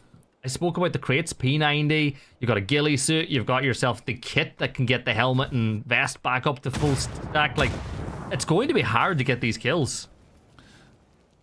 Well, the good news for Scam is that they didn't get grenades off of it. So not a lot of utility in the bag here for Earthworms, and still just a little left here for Scam. As he will send a few grenades over. It's not going to find the mark. You see Enlan looking through that gap. They got a good read on where these Scam players are. But Enlan going to pay attention to DraftKings. DraftKings going to win that 1v1. And Enlan, he is not going to get back on his feet here. Hooligan all by himself with that P90 in hand. But the grenades are starting to come. And he will get knocked to about half HP. The blue zone has also arrived. So all of that good stuff that Earthworms was able to pick up, and they don't even get the opportunity to take a single shot as Scam will clutch it out, and DraftKings goes down to the blue. Big win there with 10 kills for the per diem withholders. Yeah, back to back. That means that they're going to rocket up there on top, but did Circle 9 get enough kills to just about hold off Scam? We'll find out pretty soon, but Paro, back to, like, Scam didn't really have any incredible weeks so far over the course of this PAS Cup schedule. Like, they've just been picking up enough points to keep them just above the middle of the pack. This to me feels like their announcement day. This is the day where they've really gone and shown what they'll be able to do. It's a really good day so far for them, and that game there was a little bit even more impressive because they started off with the bridge camp, right? Mm-hmm. Now, obviously, they get a little bit of circle fortune in that the circle pulls away from the city itself, but they never took the bait. They never went into the city, even though they had a very free path in should they decide to do it. Instead, they decide to hold on to that bridge, play that aggressive style, and try to keep track of anybody that was coming in from that south side, and they end up getting paid off really, really well for it there in the end. Yeah, big game for Keep Out as well, as they were able to hold that cinema lobby for so long, and that got them a 10-point game, getting those 2 placement points to go with the 8 kills, but 17 points for top, 16 for Circle 9. So I think Circle 9 might just be a point or two behind the per diem withholders now after that win. But again, it was a match that was going to be determined by the circle, right? Because let's be real, per diem withholders, they bridge camped that exact bridge that we finished nearly beside at the start of the game. They'd had to do very little movement all game long. Yeah, they did, but I mean, it was also just good fight selection, right? Like the fights that they were third partying, and they were being disciplined about it too. They weren't like fully committing and fully pushing in. They were just taking shots from range, picking up kills, picking up points everywhere they could. They were also making sure that nobody was able to take them by surprise and third party them by keeping one or two guys alive looking at the other side. So just very well played, very disciplined stuff from them. They did win the lobby last week with 61 points, and now they're in first place once again. Can they go back to back? Yeah, and they've got 2 games as well to add to that tally, but I just think the temptation had to have been there to push on to that Mighty Gods fight with the Earthworms to really exert their will, but they stayed patient, they did all the right moves, and they got the win. But we are about to get ready to jump into our 5th or 4th game of the night, so we're going to jump into a very quick break. When we come back, we're changing direction. We're going the Rondo. See you in a few. A new in-game tutorial for beginning players, some added fun for arcade mode, and updates to how you communicate on the battlegrounds. All this and more as we dive into the Update 42.2 patch report. First up, we're giving Battlegrounds beginners a new crash course in how to play with a new in-game tutorial. The tutorial will take beginners through the core PUBG gameplay loop of landing, looting, and surviving, while teaching all the things a successful survivor needs to look out for. The tutorial is broken up into different chapters, and the entire experience should take a new player about 10 minutes to complete. You'll be walked through all the fundamentals by a special AI squad mate, who will rate your performance and let you know how you did and what you need to work on still through text and voice feedback. There are even rewards for completing the tutorial based on your rank. Whoever said learning wasn't rewarding? Next, 2 games are coming to arcade mode in this update. First, Hot Drop is making its chaotic return, forcing you and lots of enemies to drop into one small but highly contested area. The chaos begins from the moment your boots touch, so grab what you can quickly and, well, good luck. The other game mode is Solo Deathmatch, where you are your own team up against up to 13 other players. It's every lone survivor for themselves in an all-out battle for points as you get kills, die, and respawn, all while trying to rack up as many points as possible. These modes are only available for a limited time, so be sure to check out the patch notes page for details. Communication just got a bit quicker and clearer with the new radio message system. Players now have access to more options for communicating with their teammates if voice chat isn't an option for them, or they just need to get a message across clearly. This also includes updates to the world and item markers, and a refinement to the markers overall. So give it a try next time you need to tell your buddy exactly where they missed that level 3 vest. And console players will be seeing the graphical improvements and out-game menu loading speed improvements we mentioned in the roadmap during July. So be sure to send us some of those pretty new screenshots on our socials. And even more console updates are coming soon, so keep an eye on future patch notes. There are also new information tabs on the world maps, some optimization improvements to Tago, world updates to Rondo, and more. So be sure to check out the patch notes for full details. Update 42.2 is here, so embrace chaos in Hot Drop, push some new pals toward the tutorial, and take the lead when communicating with your squad. We'll see you on the battlegrounds.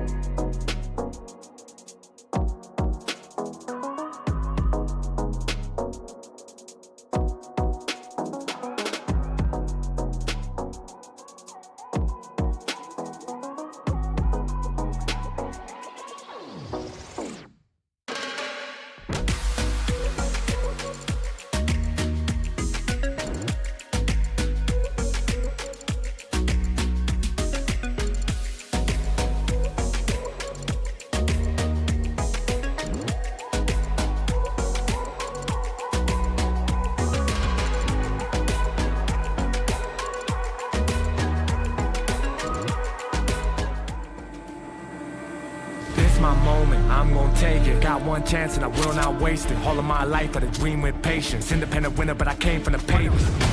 My life in danger, no name mag is the scene I came up. When are they all gonna wake up? Told them all get they weight up. Wake up. When are they all gonna wake up? Wake up. When are they all gonna wake up? I was just doing my thing. I was stacking, ballin', then I maintained. I came up proper, I ain't gon' change. I came in, locked it, know my name. Stand tall, I don't fold. All my brothers, they trained to go. Now next up, ready for the throne. Don't test me, cause I'm in my zone. Don't test me, cause I'm in my zone.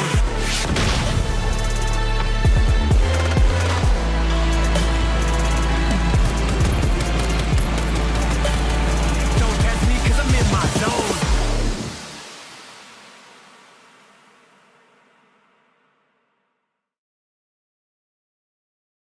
Welcome back, and this time we are turning our attention to Rondo. And in case you guys are wondering what people like Poro and I talk about during the breaks and stuff, well, we do talk, don't worry, we don't walk out of the room and just leave you hanging while the break's on. We were talking about like early PUBG memories, right, Poro? Like early access when we first got in. And I was kind of saying to you, I remember like those days were so wholesome, but I still remember my first win. Prone, third person, just outside of Novo on a Millie Island finish in that field near the bridge, taking my backpack off so that nobody could see me, and then stepping up with a single fire AK to win the game at the end. Like, and I still remember it today, what, 9-10 years later? Yep. It's just never, it's so hard to replicate that feeling. I mean, look, every time you get a win, it feels good, but you just never, I don't know, man. The adrenaline hit that you get off of this game is different than any other game that I've ever played, by far. Well, it's because it's a BR that feels like your life really matters, right? And yeah. I think for me, even when you think back, like, Paul, do you remember the microphones people used, like how bad people's headphone microphones used to sound? The mics Starting being Island on in planes? Area chat on Starting Island was like one of the reasons that I got sucked into this game, because I would just troll the F out of people. It was some fun times for sure. But no, those were the halcyon days, man. I actually remember, I've talked to, and the funny thing is, like, now that I've been in esports a little bit longer, you get to talk to people that you may not have otherwise gotten to talk to back in the day. And like, I was talking to one of my buddies that used to coach the Golden Guardians League of Legends team, and he said he was coaching that team during the time that PUBG came out, and the amount of trouble that they were having to deal with their players, that they were prepping for, they were prepping for LCS, but they would play a scrim game, and then while they were waiting for the next scrim game, everybody would jump into a PUBG match. Like, PUBG had a death grip on just everybody in not only just like regular folks like us. Like, it had a death grip on the esports community too. So it's just fun to hear all those stories and everybody's stories, because everybody's got their PUBG story from back in the day, it seems. It took over the world, right? This game did take over the world when it first came out, and I'm going to give you a throwback to playing in your like normal, because there wasn't even ranked lobbies back then, it was just lobbies. You remember when you saw someone in a yellow tracksuit and you were like, this is a bunch of people from, this is a bunch of people from a different server, and you knew that it wouldn't be one team. You knew there was like 4 teams wearing the same tracksuit all hanging out together. Oh, I definitely tried to stream snipe Shroud at one point, for sure. I never actually, I don't think I ever actually saw him, and I don't think I ever actually died to him. I think I got killed by other people, but I definitely did a stream snipe. I had a phase where I was going after, I think Shroud. I think I went after like Josh OG. I don't think I never got into Ninja as much. I remember the Stone Mountain videos when he was like Doc. Oh, we talk about him anymore? I don't think so. Him and Schroeder making a team for PGC. Oh, love to see it. I'm sure they definitely won't get absolutely roasted by professional players and then whine about it for the next few months again. That won't happen. Never. Do you even remember them going onto YouTube to see what like the best gun builds people were using? When I went, I like the M4. Well, here's the attachments you need to make the M4 the best that it could possibly be. Oh yeah, I mean, there's a reason that I like to this day I will still live and die by the vert grip. Like I don't care if anything has gotten better. I can hit my shots with this thing. But no, dude, it was also funny too because since we were like so ingrained in the esports scene, like everybody was like super into the streamers, and they should be, right? Like those guys were a lot of fun and entertaining to watch, right? But I will never, like, I wasn't even a part of it, but I had my chest puffed out so big anytime those streamers would go into an event with the pro players that we knew, and they would just get roasted, and like I was just walking around like I was the one who killed them. Like I was like, yeah, bro, like, yeah, they think they're so fucking, they think they're hot shit. Like no, like we knew what was up. I remember getting into watching like competitive PUBG though, and seeing, I think it was you guys when you just were in Berlin a long time ago, and like the gifts that you guys got in your little pack, like that got me hooked on esports. And it took COVID, it took the world literally stopping for me to actually start trying to cast the game because I couldn't play sports anymore. And I was like, yeah, you know what? I'm going to stream and get into casting. And man, I love it. Like it took me 7 years of watching you guys to finally get the cast with you. That's insane. Well, we're glad to have you, man. Yeah. Are you really? Hey, I am. I'm glad you're here, buddy. We're having a good time here at Cast of PAS, even though a little bit of a slow start here on Rondo this time around. Still 64 players alive. A very basic, easy circle, 100% playable. Nothing crazy to start off the game, which has kind of allowed us to talk about the good old days and reflect a little bit. But well, I imagine we'll start seeing these teams start to run into each other here pretty quickly. Yeah. One of the viewers actually said the good old days years ago that their wife used to ask them, did they enjoy PUBG tonight? And they'd probably be like, yes, I got my 1 kill for the month. Look, we've all been there, brother. We've all been there. But, look, man, you're talking to a guy that can't play solos because I get jump scared if I get sniped at. Like, it freaks me out. It's like playing a horror game for me. I don't know, and I am not a very tightly wound person at all. Like, I am very laid back. But there's something about this game where if I get sniped at, and I have no idea where it's coming from, it just freaks me the F out, and I can't do anything. My heart's just pumping. I'm getting palpitations just thinking about it. PUBG is a horror game. It's a horror game here for no org as well, because they don't know they're being stalked by rads. We almost had Gizera dead the rights, but missed those shots. And remember, this is a kind of a recap of the battle that happened in the lobby whenever Keep Out were able to get those kills a little bit earlier on. This time it's Benya rotating past BL. He can't do damage. This is not the same BL, by the way, that played for Rock, just in case anybody at home was wondering. But Benya, this should be, Benya needs help. The Peekabus is about to blow. The tires have been popped. He needs Vinny to come be his Uber and pick him up. And Vinny's actually, good shot from him. That will force Bielzera down, and that's going to be just enough to probably get Benya out, although Vinny's just going to go ahead and leave. He's like, all right, you're good, right? You're good? Okay, we're good. We'll move around. Actually, Vinny going to reposition on this.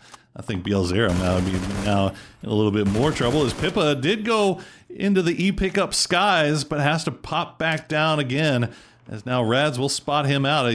Maybe he lost track of where he went, though. Yeah, he thinks that he landed behind this building, so he's going to wrap his way around, and this is all buying time for people to just reposition himself. He is a nade as well, but I think he is going to toss this one towards BL, nice gets his way up on the roof, and it is perfect timing. He's going to try get that instant flush on the other side, still wary about the fact that there is another player there, and it's taken Rad so much time to get this flank off that he's not going to get Pippa the way he wants, and this is a messy fight.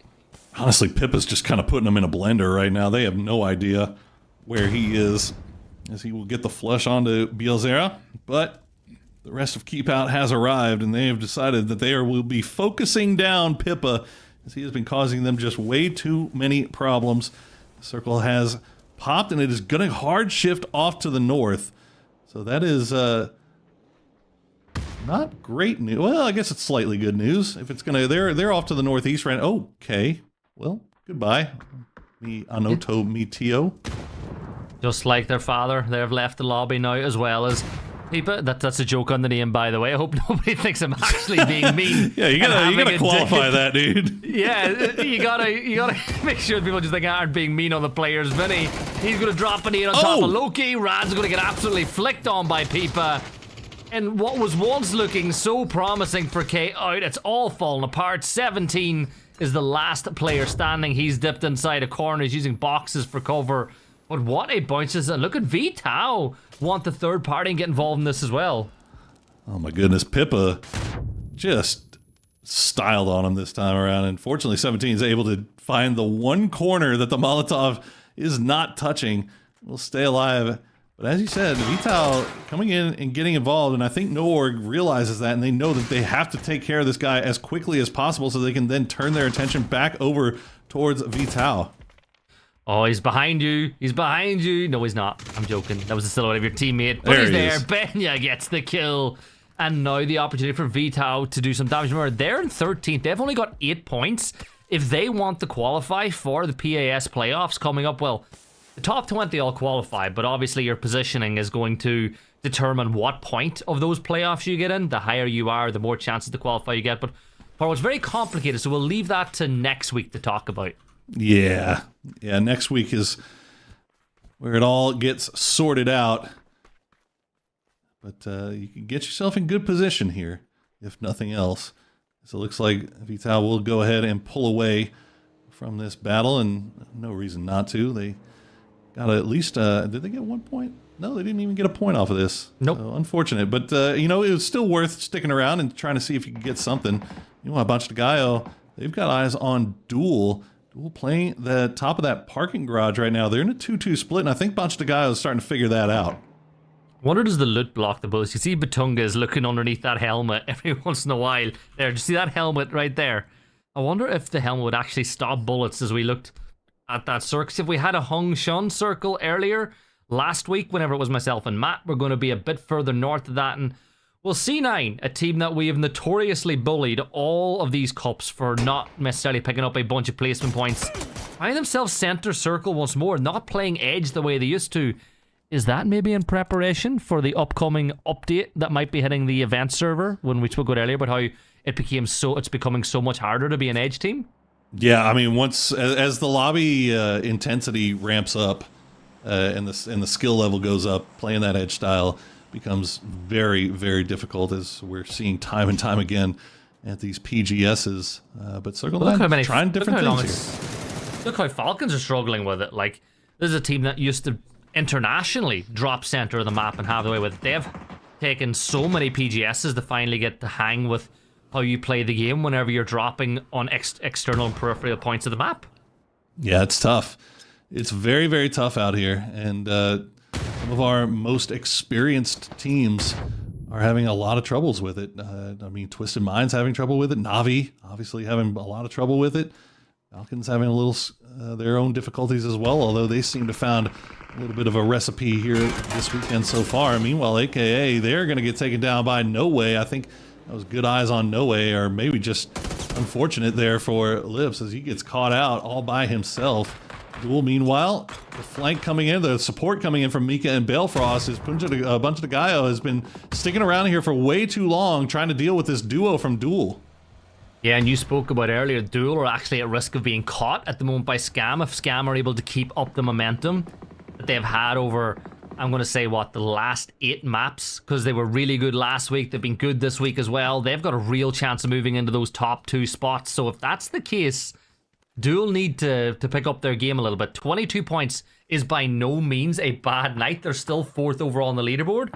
The problem is Scam have got 19 more points than that. Yeah, I think Scam came in overall maybe a hair over 30 points back of Duel, and they've already now made up 20 of those points as Duel tries to get out of there, but unfortunately it's not going to happen. And Wooly will get taken down as Balefrost and Mika, they've got eyes on Sexy and taking a few shots over there, but that's about all they can do. Yeah, they'll get that knock, but they will see their teammates go down as well. Yeah, Balefrost should be able to confirm that kill with the MG as he sends multiple 7.62 rounds off the distance, but Sexy will fall. I don't see any way Bungie DeGaio are going to be able to get him back up on their feet. PUBG DeGaio, of course, now with a position on the edge of the circle, they can play that. Looking elsewhere here, Brandy's getting very, very close to the Worms as Hooligan is going to get knocked, and the rest of Worm don't look like in any rush to get in a position to get in this fight. They're more focused about getting in the circle. As we said, plain edge, very, very difficult to do, but if you're going to do it, this is the lobby you can probably find a little bit more success with it here. As Scam, they're going to leave their high ground location on that northern side, and they realize that they've got NRG pretty much pinned down. And Jam, coming in from the side, see if he can get within grenade range. He hears the shots coming through, and that's going to be exactly what we're going to Vinny very low, Benya low as well, as it feels like NRG might not be much longer for this world. Yeah, Jam's throwing that nade over towards Benya, but he's too far away to get captured with that one. Vinny on the other side of the ridgeline with the blue at his back, and it's going to start closing in a few seconds as Gats will confirm out that kill. Bizzler is on the hunt to try catch Vinny's position away and maybe put some pressure onto Benya as well, but they are going to get on the move already. Circle, though, shifted violently back towards the edge. C9 in good position once more with Fate not too far away. Vitao the same. But the fight that I've been waiting for all night, Poro, might be about to kick off. No, you're excited about it here. Is Jibs and Arc. It looks like they have MTG pinned up against the wall. Mighty Gods, Lewis is nowhere near this. So Mr. T will have to hop into the vehicle as Jibs will take the shots at Mr. T. I know you're ready for this. Oh, I'm waiting for it, but it ain't gonna happen yet. Mr. T's gonna hop in the car because he ain't getting in no plane as he goes to fight the rest of Arc. They're going to fall, and that leaves Lippy in this position. He's gonna get shut down by Lewis as he goes by with the Groza. The Mighty Gods managed to wipe out 2 members of Arc as Jibs will just move his way down the road, driving directly towards Giga. And that could be a problem. He's going to get caught out by Zur. He's going to get flushed out by Zur. Poro, damn it. I'm not going to get to use my line tonight. Oh, no. We still got one match, buddy. You got a chance. It could still happen. We'll see. Giga going to go ahead and regroup after that one. Dark Castle now the last player left alive for Arc. And Scam, after causing problems for NRG over there in the northwest, they're going to start looking over here in this area as well.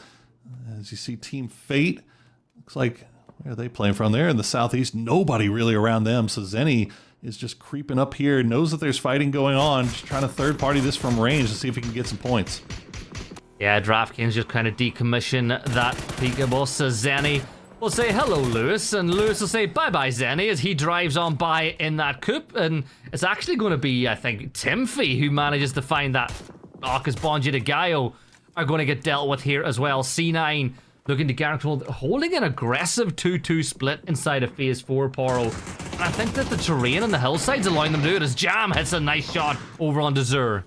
It's allowing them to do it, and it's also just all these teams fighting on the periphery. Nobody looking to try to go towards the center just yet. I think maybe No Way might be the biggest threat that they have right now. As Per Diem with Holders still trying to take this fight against Giga. Big knocks coming through. They'll make sure they collect these points because they are so necessary for them here. As Giga looks like they should be finished off here shortly. I think Kalawi, the last player left alive. Mighty Gods will get taken down. Kalawi going to try to escape, but Zenny has an angle on that. We'll take a few shots in, but we'll have to retreat once again.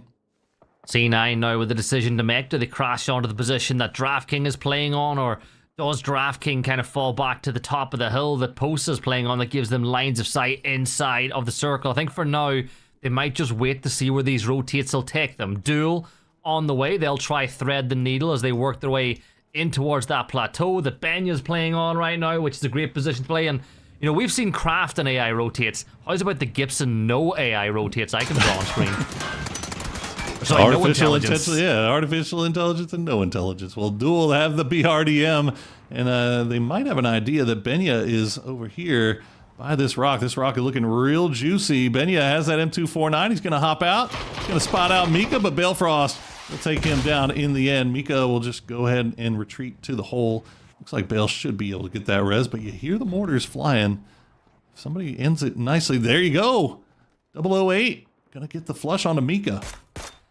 Yeah, and I feel like There's always a risk too when you put the BRDM like that, because it becomes a backboard for other teams pushing when you're trying to get the res that you can use to drop the nade on. Balefrost is going to get double O, but Duel are eliminated now as we lose another team. 9 left alive in the lobby, and Scam with a real opportunity to close that gap. 4 players alive, north side of the circle, and pushing their way to CDK. Charlie is down, and they're looking to maybe get a couple more off the back. If you clear away CDK, Scam get themselves so much control inside the circle.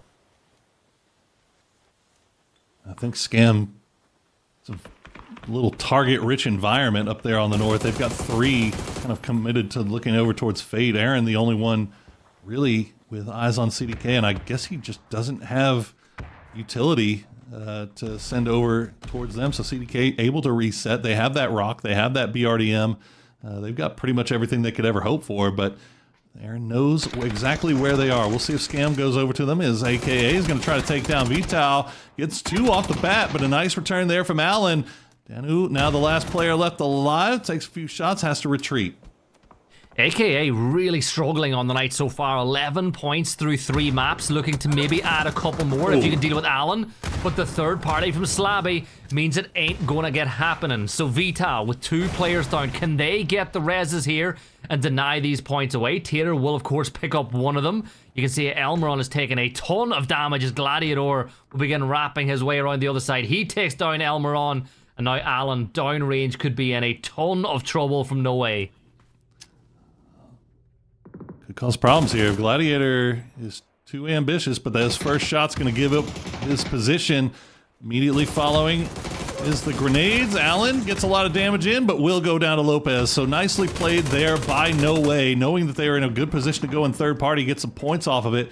They'll be able to reset, and they'll have to move into this next circle. Circle 9, meanwhile, have sent 2 over to the north side of the road to see if they can maybe get involved in this. A Scam still taking that fight with Fate. Yeah, Gats is going to get 2 more points on the board. It just seems that every single time C9 get a couple of kills in this game, the per diem with Holders, Scam are not far away. They're battling head-to-head at the top of the leaderboard, and Zenny is out in the open. Bizzler goes for the drive-by. Timfy's going to catch him. Jam will find Magi, but now Bizzler is downed in the open. Timfy will send that nade over this direction, trying to flush out the Bizzler. A little bit of damage has been dealt, but you cannot afford to lose this player if you're Scam, particularly when you're in the hunt for that top 2. Yeah, Bizzler maybe getting a little bit too aggressive on that one. Looks like it's going to be no harm, no foul, though, as Jam is able to keep Timfy pinned up against that rock, while Gats is going to go for the revive.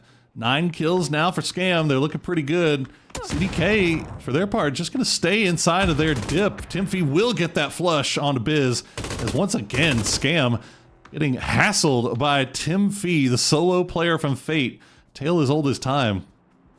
CDK thinking big picture. They have a couple of points in the back pocket already when it comes to the PAS Cup, so they're thinking with 12 in this night and then maybe a good position in the circle, they can play for that top 4, top 3 placements and then get some kills a little bit later. So they're playing the patient game for now. Timfy is going to go full send to play the Valley. He actually wins this one with Kalawi, and Giga are going to get knocked. Timfy's nuts. Is Timfy the greatest player in North America? Because yes. If I was just watching tonight's games, goodness gracious, you would think he might be. He has been absolutely showing out for Team Fate. Does get taken down in the end by the Panzerfaust from Lopez. But again, 4 kills for him. Once again, fighting his way into the late game for his squad, as No Way continue to set up themselves on the south side. Hopefully they get a circle shift going in their direction. Well, it goes to show the only thing that can take down Timfy is a weapon that was designed for disabling tanks. Yeah. You know what Panzerfaust means? What's that? Tank fist. I like it. That's literally, it translates to tank fist. I like it. Yeah. Punch the tank. Yeah. One of those random bits of useless information that I got that I can actually bring up on a night like this is, look, Par, I'm sorry, but I don't think any of these vehicles will be going on your lot anytime soon. But hey, they tried. They did. Well, if nothing else, it's providing some great defense. The only problem is they've got to leave now because the circle has hard shifted once again. It's going to cut over towards the west. It's going to benefit Circle 9 as they have 3 inside the compound. They've got Kraken on the north side. They know exactly where No Way is. And you got to imagine that Scam is probably going to be looking over towards CDK. The only question is, how much utility does Scam still have left in the bag after that fight with Fate and after fighting their way down from the north? C9 should have plenty. I know that we drop on DraftKings and it looks like he's kind of prioritized the smokes. So I saw someone asking a little last week in chat, when you look at the line of the flash grenades, the smokes, and the deploy cover, they were wondering what that third one meant. That's smoke launcher. So that one that you see he's got 4 of, that's how many smoke launcher rounds he has. Because some people were confusing that with the BZ nade. Yeah, no, those are definitely the M79 shells, which are extremely important come late game. So yeah, C9, despite it feels like they've been sitting in this compound forever, they've got 8 kills. Like, they have been active. They've just been holding everybody away, and that's a good Molotov. Will get down 008. Dogeman gonna have to heal his way through that one, as looks like per diem withholders will get finished off by a combination of CDK and No Way. So No Way still 4 alive here. Yeah, this is the best we've seen from them so far on the night. 23 points total, 9 kills already, plus the top 4 points. Goes Joe, they've basically gotten more points in this one map alone than they'd gotten in the rest of the night together. And that's what these 5 map lobbies do to these teams in this situation. CDK need to move, but I think C9, they've got so much cover, so much to work with. You'd imagine they're the heavy favorites to win this game. But it's PUBG, Paro, and we have seen some very strange things happen in the past for teams that you'd expect to win a circle. That is true. Anything can happen in these late games. The Circle 9 trying to take this opportunity to leave their compound, get a little bit better position inside, but see No Way, like, they've got great angles right now, but the problem is everything's right on the edge, and they're eventually going to have to push in, and unfortunately for them, the Circle is going to pull away from them and favor Circle 9 once again. So No Way and CDK will have to move. DNL, you can see that they've got that Blanco patched up right behind that crate, and that Blanco should have all 4 tires. They're just not in an angle that Kraken can really do anything about, so keep an eye on what that No Way push is going to look like. They've sent Kraken on the one side of the road. They've sent they've sent DraftKings a little bit further forward, along with the, what we say, the real BL? Will we call him the real one because he was kind of the first one? Oh, I don't know. That's if you want to do that, I will allow you to, but you will have to argue your point. Well, look, I'm not taking it away from other BL. Look, back when I casted Scrubs before I even done it, I was casting this version of BL and always said he had it in him, and what a player he is. C9, 8 kills. BL, funny enough, is the only one without a kill on the board so far, but that's never really his role when it comes to these teams. CDK did lose 1 player, fell down to the blue, and that's going to become even more of a problem as Kraken. That Dacia is missing a tire, my friend, so you're going to have to go on foot from this point on, but thankfully, it's just a really good placed tree. Well, CDK, no options left available to them, so they're just going to have to go over to the blue. Now we have a full 4v4 for the win here in match number 4. 9 kills already for No Way, 8 in the bag for Circle 9. They have not gotten a victory in these cups until today, and now they stand poised to get another one as DraftKings will spot out Lopez and immediately swaps back over to Gladiator. No Way in a lot of trouble with the blue starting to creep on their backs. Slabby will go down to a nice grenade from Posa. DNL, he's going to get taken down by DraftKings, and it's all down to Gladiator, and he has got the blue tickling his heels. DraftKings doesn't want to donate this point over. Gladiator will get the knock, and he will go down to the blue, but Circle 9 gets their second win of the night. 21 points. There's been 4 maps, and only 2 teams have gotten away with chicken dinner. Circle 9 getting their second one, and I think that puts them in the driving seat when it comes to getting the overall top spot in the cups and the majority of that prize pool money.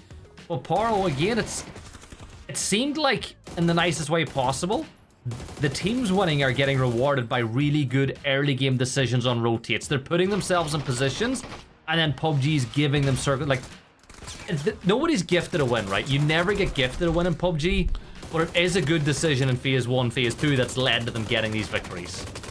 Yeah, I mean, look, Circle 9 took that that position. They held that 2-2 split for a long time, and look, they got 8 kills in the process. So it's not like they were just sitting there, watching YouTube videos. Like, they were actually active. As you see, they secure that win, but a good game from No Way as well. 9 kills for them, 15 total points, will do great things.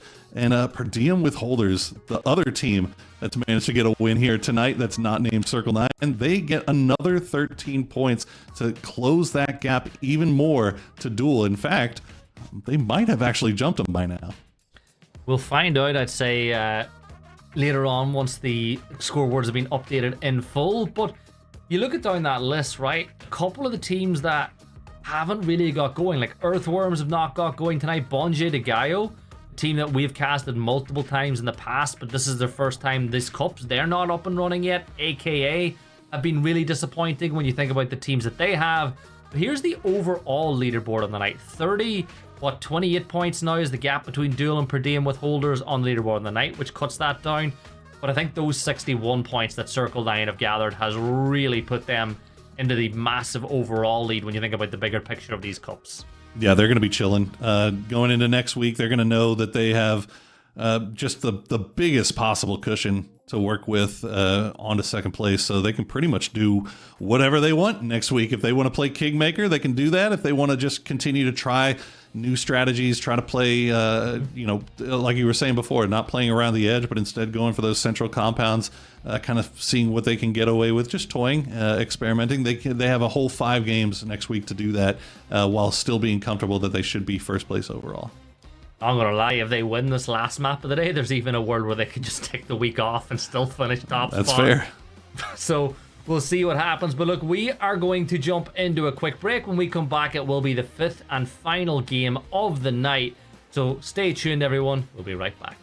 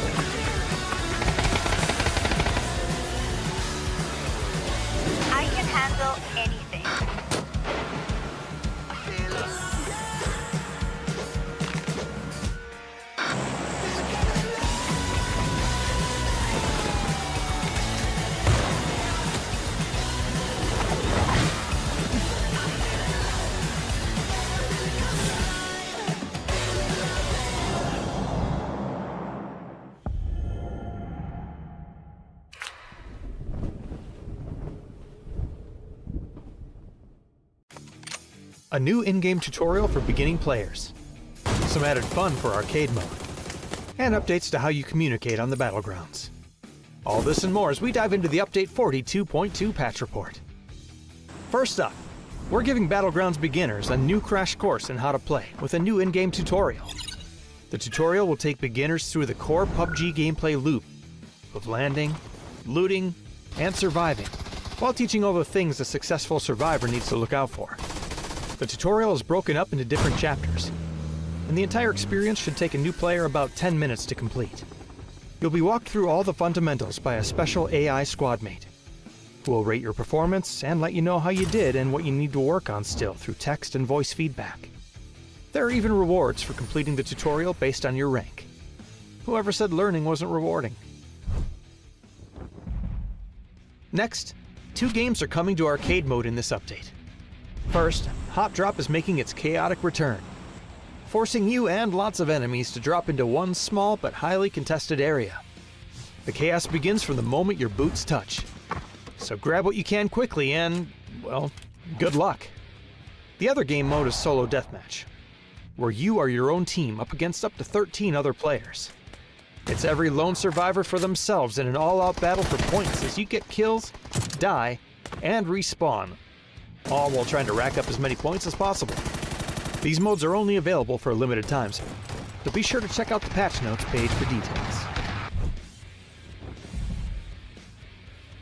Communication just got a bit quicker and clearer with the new radio message system. Players now have access to more options for communicating with their teammates if voice chat isn't an option for them. Or they just need to get a message across clearly. This also includes updates to the world and item markers, and a refinement to the markers overall. So give it a try next time you need to tell your buddy exactly where they missed that level 3 vest.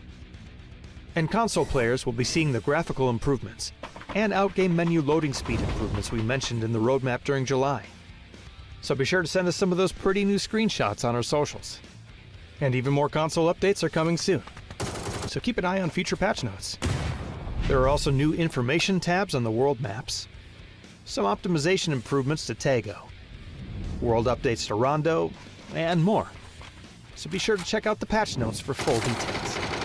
Update 42.2 is here, so embrace chaos in Hot Drop, push some new pals toward the tutorial, and take the lead when communicating with your squad. We'll see you on the battlegrounds.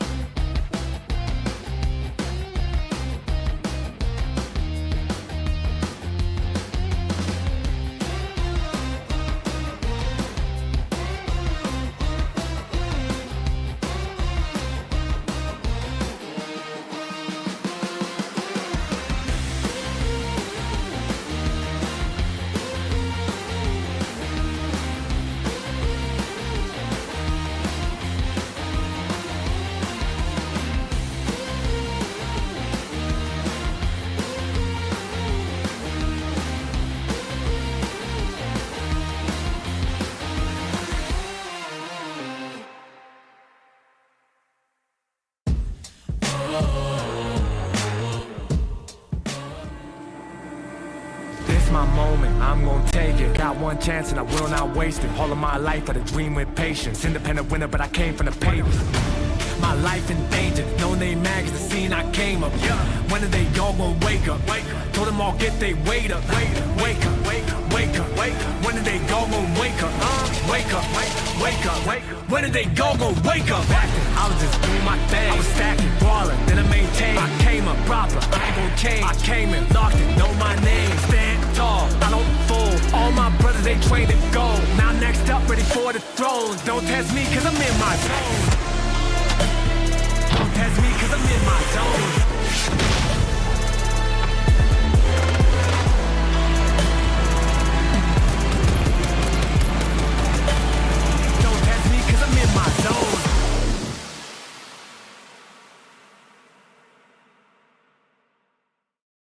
And it is time for the final map of the penultimate PAS Cup of the year.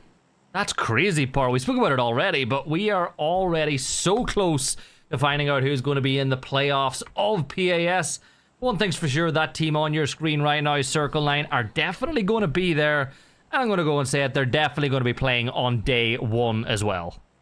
Yeah, I think that's a foregone conclusion at this point. It's really just... what else can they do? What else can they do in these final, this final game and the final week? How much of an imprint can they make on this lobby? And now is the time to start limit testing, seeing what kind of stuff you can get away with, seeing how you can play these different maps. Obviously, you don't want to change up your style too much. You want to dance with the one that you came to the dance with, but you know. The PAS lobby is definitely going to be a different animal than these Cup qualifiers. So we'll see if they are able to pull something out here as we see a very far western plane this time around. Well, when you look at the roster and you think about the fact that they have a world, current PUBG Nations Cup champion, we'll speak about it later because Gizera, he's going to jump on up, get that attack on the Sneak, who had the shotgun at the ready but wasn't ready for Gizera to walk up the stairs. Early point on the board for no org. But kind of the point I was going to make was I think they're one of the teams that if they pick a drop spot, very few teams are going to want to contest with them and scrims over it. Like, I think that C9 are a strong enough team that unless they go and say, oh, we want Pachinki, we want George Paul, some of the spots that we know that Liquid or Falcons want to go to, they'll get the drop spot they want. Yeah, I mean, look, much like Athletes of Christ, a.k.a. Godlike, from last Cup series, this Circle 9 squad is a very, very known commodity. Like, these are very good players. And it's not like if they decided, once they make it in, that any of the old school team or the other teams, the invited teams, the regional partner teams are going to be looking at them like, oh, new guys on the block. Like, we don't have to listen to what they say. No, they're going to listen to what this Circle 9 squad has to say when it comes to drop spots, and they're going to look at them as a serious threat, as well they should. Yeah, well, you look at some of those regional partner teams, and looking at what 22 kind of showed us at the start of the year, you'd argue that C9 would be a much stronger team than them unless something has changed. You think about like the Copenhagen Wolves. Like, yes, they've got a Hunter on the team, but where do they stack up against a team like this? There's so many teams out there that their spot in the Americas is just out in the open. Like the Toyo roster, where would you rate them at the minute? Like, it feels you've got Falcons, and then you got this toss-up between Liquid, Wolves, this C9 roster, Toyo. Like, it seems like there's a strange shift where we're not quite sure who the second, third, and fourth team in the Americas are because so many teams are putting their name in the hat to be it. Yeah, I mean, it's really tough to say, too, because those regional partner teams have been kind of sitting on the sidelines for a long time now. And meanwhile, Circle 9, they've been playing every single week, and they've been playing every single week in things that have something on the line, which is, scrims are great, but you don't have that extra additional factor of playing with something on the line that Circle 9 is getting here, that Duel is getting here. That Scam is getting here. So it's going to be interesting. I mean, we saw it last time around. I mean, there's a reason that I feel like Godlike did as well as they did, and I feel like a lot of that had to do with the fact that they had been playing for so long. Do you feel like, though, that like Liquid and Falcons just can't wait to play PAS, to get back at home and play from their own computers, their own desks, yeah, for sure. Not be living out of a suitcase like a lot of them have been doing for most of the year? Oh yeah, it's been a long year for sure. And Liquid, I feel like even for PAS, didn't they go to like Brazil or something for that, or am I crazy? Yeah, boot camp. Yeah, earlier this year. Did the boot camp, so it's been a long one for those guys for sure. And now we're getting to the end of the year where even more is on the line. They need to make sure that they have success here. Rad's trying to hold off the line, but Tyson will have that shotgun in hand. Hooligan will get the flush. Pippa gets the knock onto Lewis and a flush onto him, as there are a number of fights. Early game fighting in my match 5 on Erangel. Who would have thought? Man, game 5 Erangel and craziness? Nah, you're lying. You're lying, Paul. Never happens. There's no way you're talking about it. But I kind of want to ask you then, right? Last year, you were at more than half the international events that we had. Obviously, this year it's been different. We've been remote, but even for yourself, just to give the viewer, oh my god, what an aid that was. We might pick up later, but I want you to give the viewers after this fight an idea of what you kind of have to deal with when you're away from home for so long in the year and working, like what the burnout's like. Oh, we can definitely discuss that. We'll see if these guys give us the opportunity. Is Libmaxing now trying to hold the line? He's waiting to hear the footsteps come through, but a nice Molotov there is going to force him to move. The 17 down to half HP as well. We'll make it up to that second floor. Keep out. They want all of the smoke right now, and I think they know exactly where most of these guys are. As Loki is going to go down to his own Molotov. You hate to see that. Not what you want to have happening here as you're getting pressed in the building. Looks like they should be able to get him back on his feet, though, as Earthworms try to regroup. Yeah, this is going to be a tough one. You can see the keep out are going for the reses on top of the stairs. Enlan is being very cautious about how he makes his next move, trying to use footsteps to gather some information. A good nade bounced through the window. He needs to get his angles absolutely perfect, and he does, but Loki's going to drop onto the ground. That's going to give away the big audio cue to Enlan. He's going to look back the other way, but BL having stayed in that position, he'll get that knock. Instant molly. Try hunt for that flush, and for the earthworms, this ain't looking good. As really heads up play there from Bielzera, knowing to expect that push on that wall, also looking across the way. So knowing, just having that knowledge of all the spots that you can expect that last player to be in. Really good stuff here from Keep Out. Libmaxing just still holding that corner, waiting for somebody to peek around at the wrong spot as Keep Out just has no idea where this guy could be. Yeah, 17, just you checking the top floor. I think if you're Libmaxing, you want to stay quiet as long as possible. Benya spots out Hazelton, gets that initial knock, looks towards Batungas as they're sending it in alongside Pi Demon. Benya's alone here, so he needs a little bit of help from the rest of Noark. So if he's able to stay alive long enough or find the knock, watch for the rest of them push in. Libmaxing almost got himself a triple, but Loki caught him out. That was almost dirty there.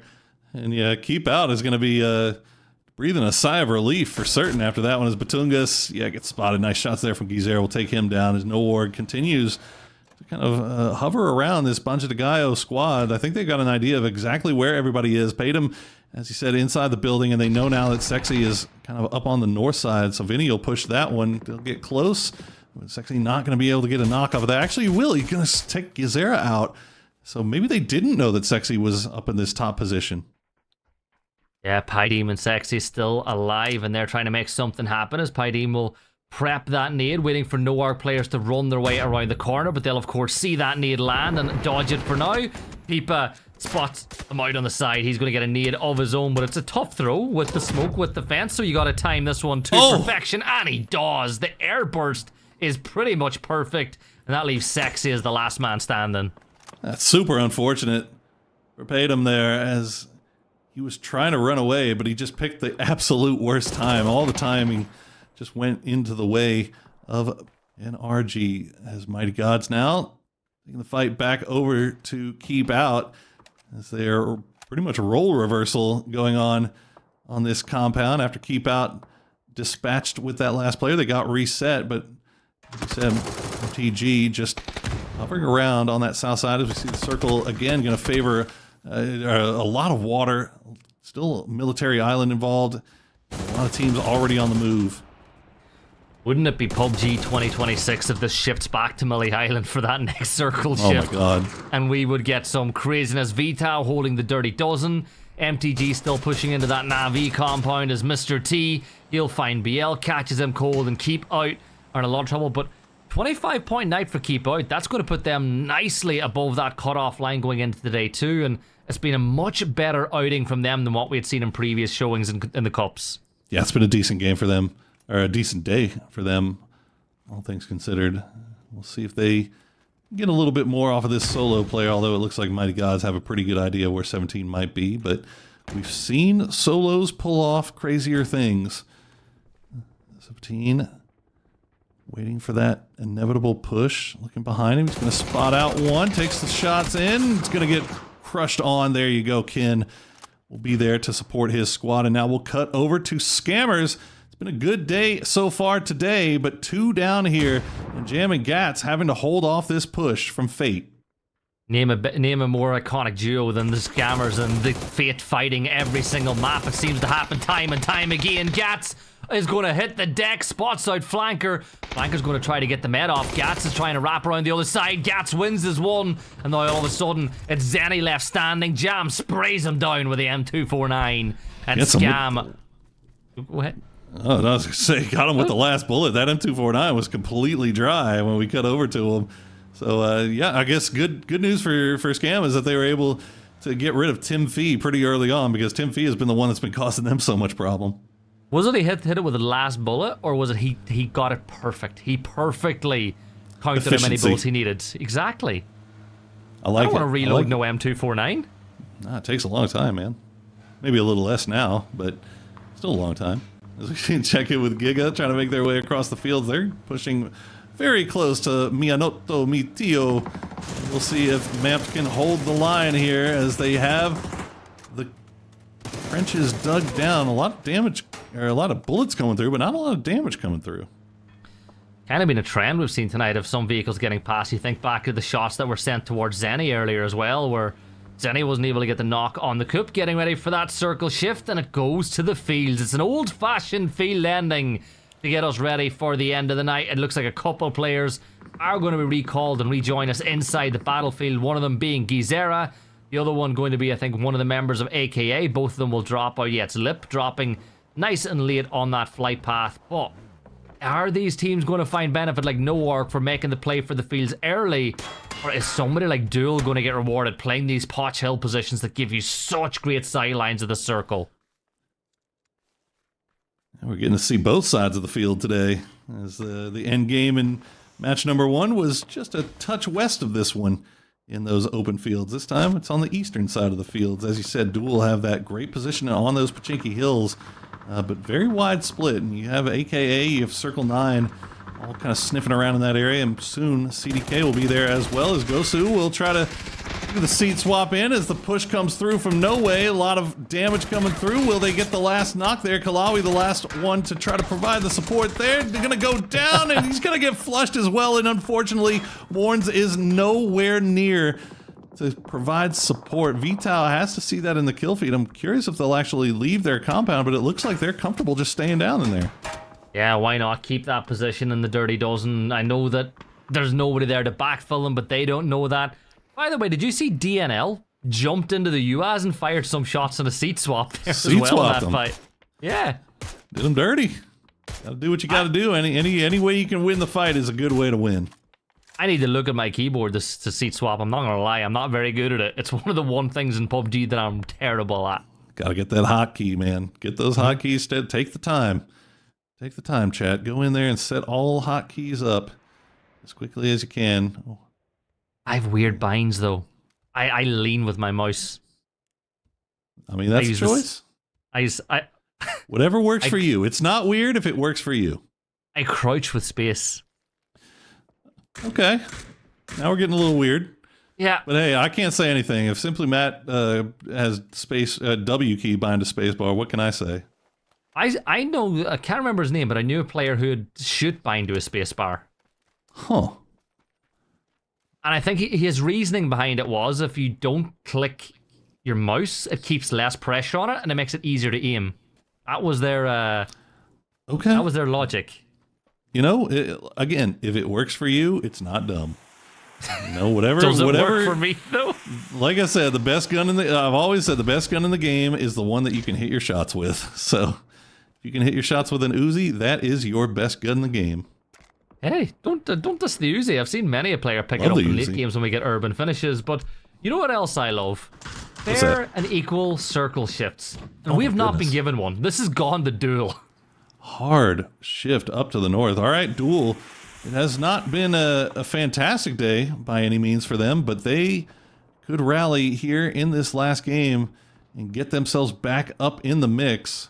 C9 has been definitely putting some distance. Oh, goodness gracious. You knew it was only a matter of time, didn't you? Those mortars will find Mampt. They'll find CDK as they are just getting sent. Oh, this is what I was expecting in game number 1, and we never really saw it. And now that we've got to game 5, it looks like the mortars are back on the menu. Yeah, these two are going really fast through the sky. One's going to come right down on top. Is it going to land? Yes, it does. NCLS is down. Danny's going to follow him out the back door. Great mortar strikes, creating a huge crater in the fields. That's double mortars from Circle Line. Here's more. They had 2 mortars set up. It had Biel and Zakraken both sending mortars over into the field. This is cyberbullying at this point. Stop it. They're already dead. All right. Mampt still alive, though, as Adira and Andrew will manage to at least secure a couple of points here. 5 now total for them, so that's a nice little come up as they will crawl out of the basement and find their way now into 13th. Let's see if they can get a little bit more. Yeah, why not send some mortar strikes over towards the other Noark players as well, as Benya going to get on the move, realizing that this field is not the safest place in the world to be in. Scam sending it into the circle now, getting very close to C9, who, hey, they're not too far away to remember C9 Hill way back when. This is not the same C9 though. No, it is not. It is not. Not that we have copyright infringement or anything on our named locations, but definitely was not named after these guys. But maybe they can change that if they find a way to do something incredibly amazing and brave up there on Pachinki Hill. As they will cause problems for AKA. Duel in a little bit of trouble here as Mika is going to get taken down, and he is not going to be resable at all. So Duel will continue to hold that high ground, try to keep eyes on what's going on to the north. Yeah, AKA playing the low ground now, getting good information on the Duel on top of the hill, but like I said, their position is so powerful. Gizera working his way towards MTG as that'll be Mr. T dealing some damage back in towards Gizera. His UAS has now been decommissioned, but Pipa deals with Mr. T, and the Mighty Gods are done for the day, and no war with some space in the circle. But or like, where do you go from here? Like, you have 4 teams on the south side of the circle. It's very open. You'd imagine it's going to keep going towards where we see those dual players playing. Like, this is going to be rough for all these teams that gambled on it going south. Well, the fortunate part for NRG is that they've managed to survive the mortar barrage, and they still have vehicles. So they're able to pick everybody back up. The new circle will pop on top of that Pachinki Hill once again. So Duel in a good spot. But the problem is that everybody knows that they're up there. So all these teams on the low side are all keeping eyes up there. And you see how immediately Balefrost and Wooly try to peek, and they get a lot of damage sent their way. And Pentalol, he has a snake sneaking up behind him in Sexy, and he has no idea that he's there. Yeah, looks like something happened. C9 were pushing in towards Arc, but a call's been made by Kraken. I believe they're moving around. Jibs will wipe out Morns as Giga end the day, but they finish in 5th place. Well, at 5th place for now. They might get passed out by Noarg, but still 26 points.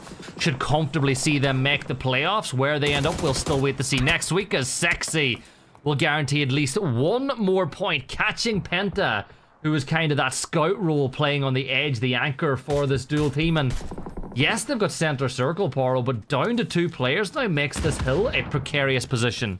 That was just really well played there by Sexy. As it comes down to just a straight up 1v1. And Pentalol, a very, very tough player to win 1v1s against. Sexy able to pull it off this time for Bancho de Gallo. As we check back in with Vung Tao, they've taken the side of the hill, but Arc is just peppering them from range. Arc eventually going to have to move, but they're causing a lot of damage here for Vital before they start making their move. Yeah, you can see Jibs now looking at the other end, but yeah, like you said, big play from Sexy. Believe it or not, there's another Brazilian esports player called Sexy Cake as well. I don't know what it is about the Brazilians, but they like to put sexy in their names, and hey, if you're going to pull off play as a guy, why not? I'll let them know. Well, Mamped might be in a lot of trouble here. They're on mortars, but I don't think they have a vehicle, as they are now in the blue zone. Scam still trying to finish off what's left of AKA here, but the smoke wall is going to slow things down a little bit more, as Gats has that grenade prepped and ready to go, but he's getting shot in the back, so he has to be careful about how hard he peeks. Aaron will get that knock on a Tiago, and M249 doing work for him right now. Gats trying to find out this last guy, and he will. AKA does go down as Scam now picks up their 9th kill. They lose Jam and Bizzler, but they have done so much work here today on the overall leaderboard. Still have a shot at getting first place, but it's going to be tough, as C9 still has 4 alive, and they have a 5-point lead. Hey, if they can wrangle that 2nd spot away, not even first from Duel overall on that leaderboard, they'll be pretty happy. And they've got a great opportunity to do it, not only in the rest of this map, but next week as well, the final week of those cups. Noarg, they're now just south of the position that we see Balefrost playing, as he's by the dog huts on this Pachinki 1 hill. Circle getting ready to shift again now, as Anodo Michio is going to get wiped out, and it goes back towards Bale. So Scam, C9, Arc, and Noarg all need to force their way into the circle now. See if Noarg can make some movements here in this final game. 7 kills already, and they've got Arc, Didino pretty much pinned to the wall here. Well, a number of teams really do. Circle 9 looking over in that direction as well. it's pretty much just a question of who's going to get credit for his kill, because he is dead to rights. We'll be able to heal up once again. Circle 9 have to make moves, though. The Circle did pull away from them, so they're going to have to fight their way uphill. Fortunately for them, though, Duel has been knocked very low, but you see the pickaxe is out. They are digging themselves holes. It's going to be a tough, tough crash to dig them out.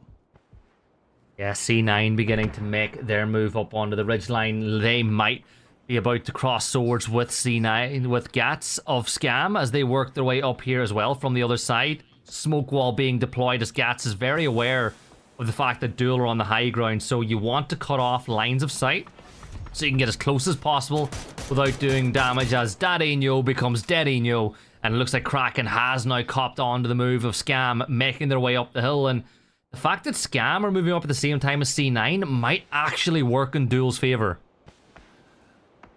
Good thing for Scam is that they apparently have just all the utility in the world, but a great grenade from DraftKings will take down Gats. Fortunately, Aaron not revealed as the smoke dissipates around that frag. So Kraken, though, has the angle. He's going to spot him out. He's basically feeding all this information over to the rest of his team, letting them know exactly where this guy is. As Aaron will drop yet another smoke, but C9, they're not going to let him go for that res. They're immediately going to push this, try to flush him out. He's got a grenade in hand. He'll cook it, see if he can find something. He will find Biel, but not before he goes down. Yeah, he will get a knock onto Biel, but is that the signal for someone to push? It doesn't look like it. Duel have got themselves kind of wrapped up in that battle with no org on the hill, so that'll give C9 free rein to get this res. Sexy is nowhere near close enough. He actually used that fight to close the gap, and C9 now focusing south to VT as V-Tower were working their way in as well. But again, look at these positions V-Tower in. Like, Kraken has got such great angles down in that position every time they try and move. That'll be a tough one, for sure.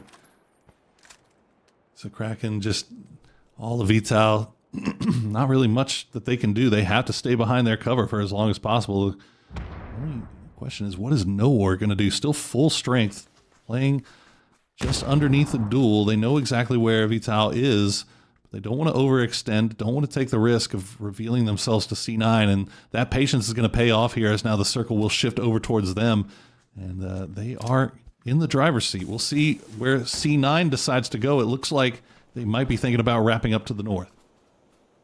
Yeah, you can see now that C9, if they deal with Duel, that gives them the high ground over Noorg, who they've probably realized by this point are a little further down the circle. Sexy, just keeping an eye on what could potentially happen. He's playing for placement at this point in time. If he can get maybe 2 or 3 more spots up the leaderboard, that's extra points for Bonji de Gallo. 15 points so far on the night for them. We knew that 25 was the cutoff going into tonight, with one more day to go after this. If they can get themselves, 16, 17 points, Poro, on the night, and then qualify to play next week, there's a very real chance that we will see Bonji de Gallo at some point in the PAS playoffs. Yeah, they should be set up pretty nicely. Still a little bit more work left to do tonight here, and definitely more work to do next week as they will fight their way through scrims and make sure that they make this cup final. Circle 9 being very careful about how they push into Duel.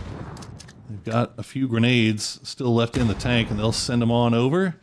Duel, like they've got the Panzerfaust out and ready for that inevitable push. It's just not coming just yet. So all that utility sent over by C9 going to be enough to force Wooly back into the shed, but that's about it. And then you have this additional wild card factor of Sexy off to the side, on the side angle. Not going to find anything just yet, and it looks like he might just be trying to survive until late and see if he can maybe pop up and steal something away. Yeah, he doesn't want to be involved in the first part of this engagement. Kraken, Eve looks downhill. That might actually help out Duel just a little bit if you can realize that C9 are a bit focused on a team further away. Pipa's going to step up from Noorg. He gets the knock on to Kraken, and how important could that be for these teams? Wooly, he had the Panzer at the ready. He could have taken down 2 of those Noorg players at the one time, but Duel will drop as that good blue zone from BL will wipe them out. It's a 4v4, 2v1. C9 are going to rush for that res, and Noorg are just too far away here, Poro, to stop it from happening, but they're moving towards Sexy. Yeah, Noorg is taking control of the circle. They're prioritizing that over trying to take these fights while C9 is damaged. And there you go. Nice shots from Biel. Will take down Vung Tao. And Circle 9 should be back up to full strength. Bancha de Gallo. Sexy is going to get spotted out by Vinny. So now straight 4v4 for the win here in our final match of the day. Circle 9 back up to full strength. Circle 9 here looking to potentially get themselves right up on the cusp of 90 points. I think they can get in and around maybe 89, but that would still be one hell of a tally for a 4-map lobby. DraftKing tosses over that first nade. 37 damage found on the Vinny, but it's not enough. Benya has this destroyed Datsy, and what a nade that is. That's the opening they need, and not only that, he's got a Panzer here, Paro, as well.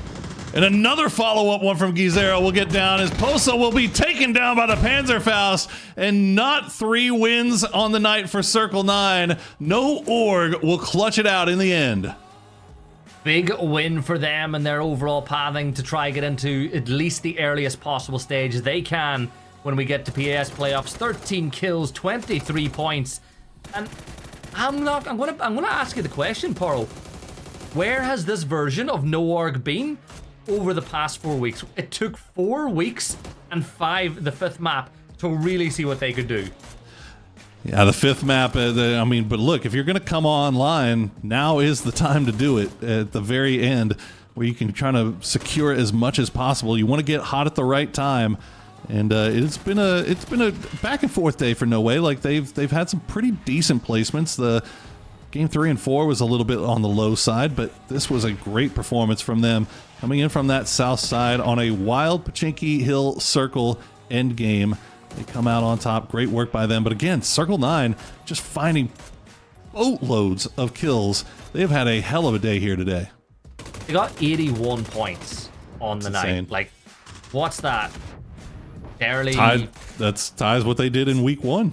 Yeah, like when you compare that point tally to what other teams have been doing, they can probably take next week off. Like, Scam would need to go out and do even better than that 81 points if they wanted to catch them. So they could take next week off, still finish top spot, maybe scout out some teams, or they could go in next week, and they've got multiple options. Like, they could go in next week and just ruin somebody else's chances of qualification.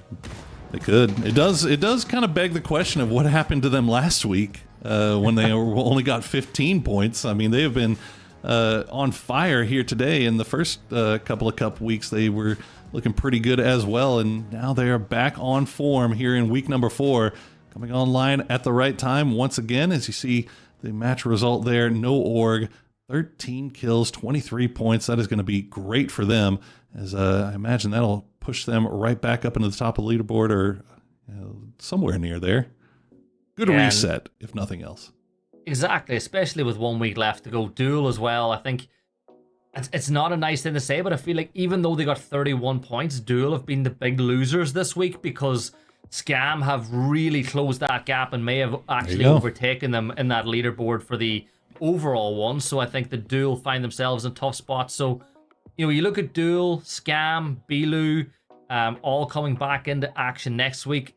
They're all probably going to be battling it out for that second spot, which does get you to play on day 1. So the viewers at home, we're not going to go into full detail, but top 2 teams plus the invited teams, they'll go into like day 1. If you're on day 1, you've got, isn't it 3 chances to qualify for finals? If you go on day 2, you get 2 chances. And if you go on day 3, well, I think there's only like 2 or 3 spots, and day 3 becomes near impossible. And there is that overall leaderboard, and per diem with holders 2 points ahead of Duel, sitting in that last day 1 qualification spot. Wow. And look at that. Look at No Org. That win there at the end puts them right there as well. So it is going to be a barnyard brawl all the way to the finish there, trying to fight for that second place spot. You got to imagine the Circle 9, though. They're just going to be cruising. They are so comfortable. Phenomenal lead for them. 155 kill points overall. Not only that, 62 placement points. They have just been clicking in every phase of the game. Then looking at the right-hand side, 20th place is that current cutoff. 30 points is where it lies. So if you're playing for the first time next week, you need a very good week to qualify. But if you're one of the teams that were playing tonight and got 16, 17 points, if you could manage to do the same thing next week, Paro, you might just sneak your way into those PAS playoffs. Yeah, you have the opportunity. You have the shot, but you got to start it by getting involved in those scrim sets. Make sure you fight your way into these cup finals, as next week will determine who will be going to those PAS playoffs. We'll see how many chances each team is going to get. We'll see how the overall leaderboard ends up shaking out, as we're done here for the week. That is that. One more week left. Make sure to sign up if you haven't already using the QR code. But there's an even more important matter to deal with. Tomorrow morning, after just a few hours sleep, Paro will be bringing us through the end of Circuit 3 of PGS this year. Paro, we have Falcons on top. The lead is slender, but you're going to rock it anyway. And hell yeah, we might even see an Americas win tomorrow. We could. They have done a lot of work to put themselves in a great position, but it is very, very close. And that fight for the leaderboard, nobody's really run away with it. So make sure you guys tune in and check it out, because it is going to be all the way to the end. I have a feeling that if I had to make one prediction about those games today, I feel like going into the final game of the day, we'll probably have 4, 5, maybe even 6 teams that have a shot of winning the whole thing. Yeah, well, I think 8 hours from now, I think, is when we get underway. So make sure to tune in. Show some love to Paro. That guy's an absolute warrior. Double dipping on the action today and only a couple of hours sleep before we go tomorrow. But from myself, from Paro, it has been an absolute pleasure to bring you all the action. And from everybody at Was the Fire On in production, thanks for watching. We'll see you next week. Paro will see you in the morning. Have a good night.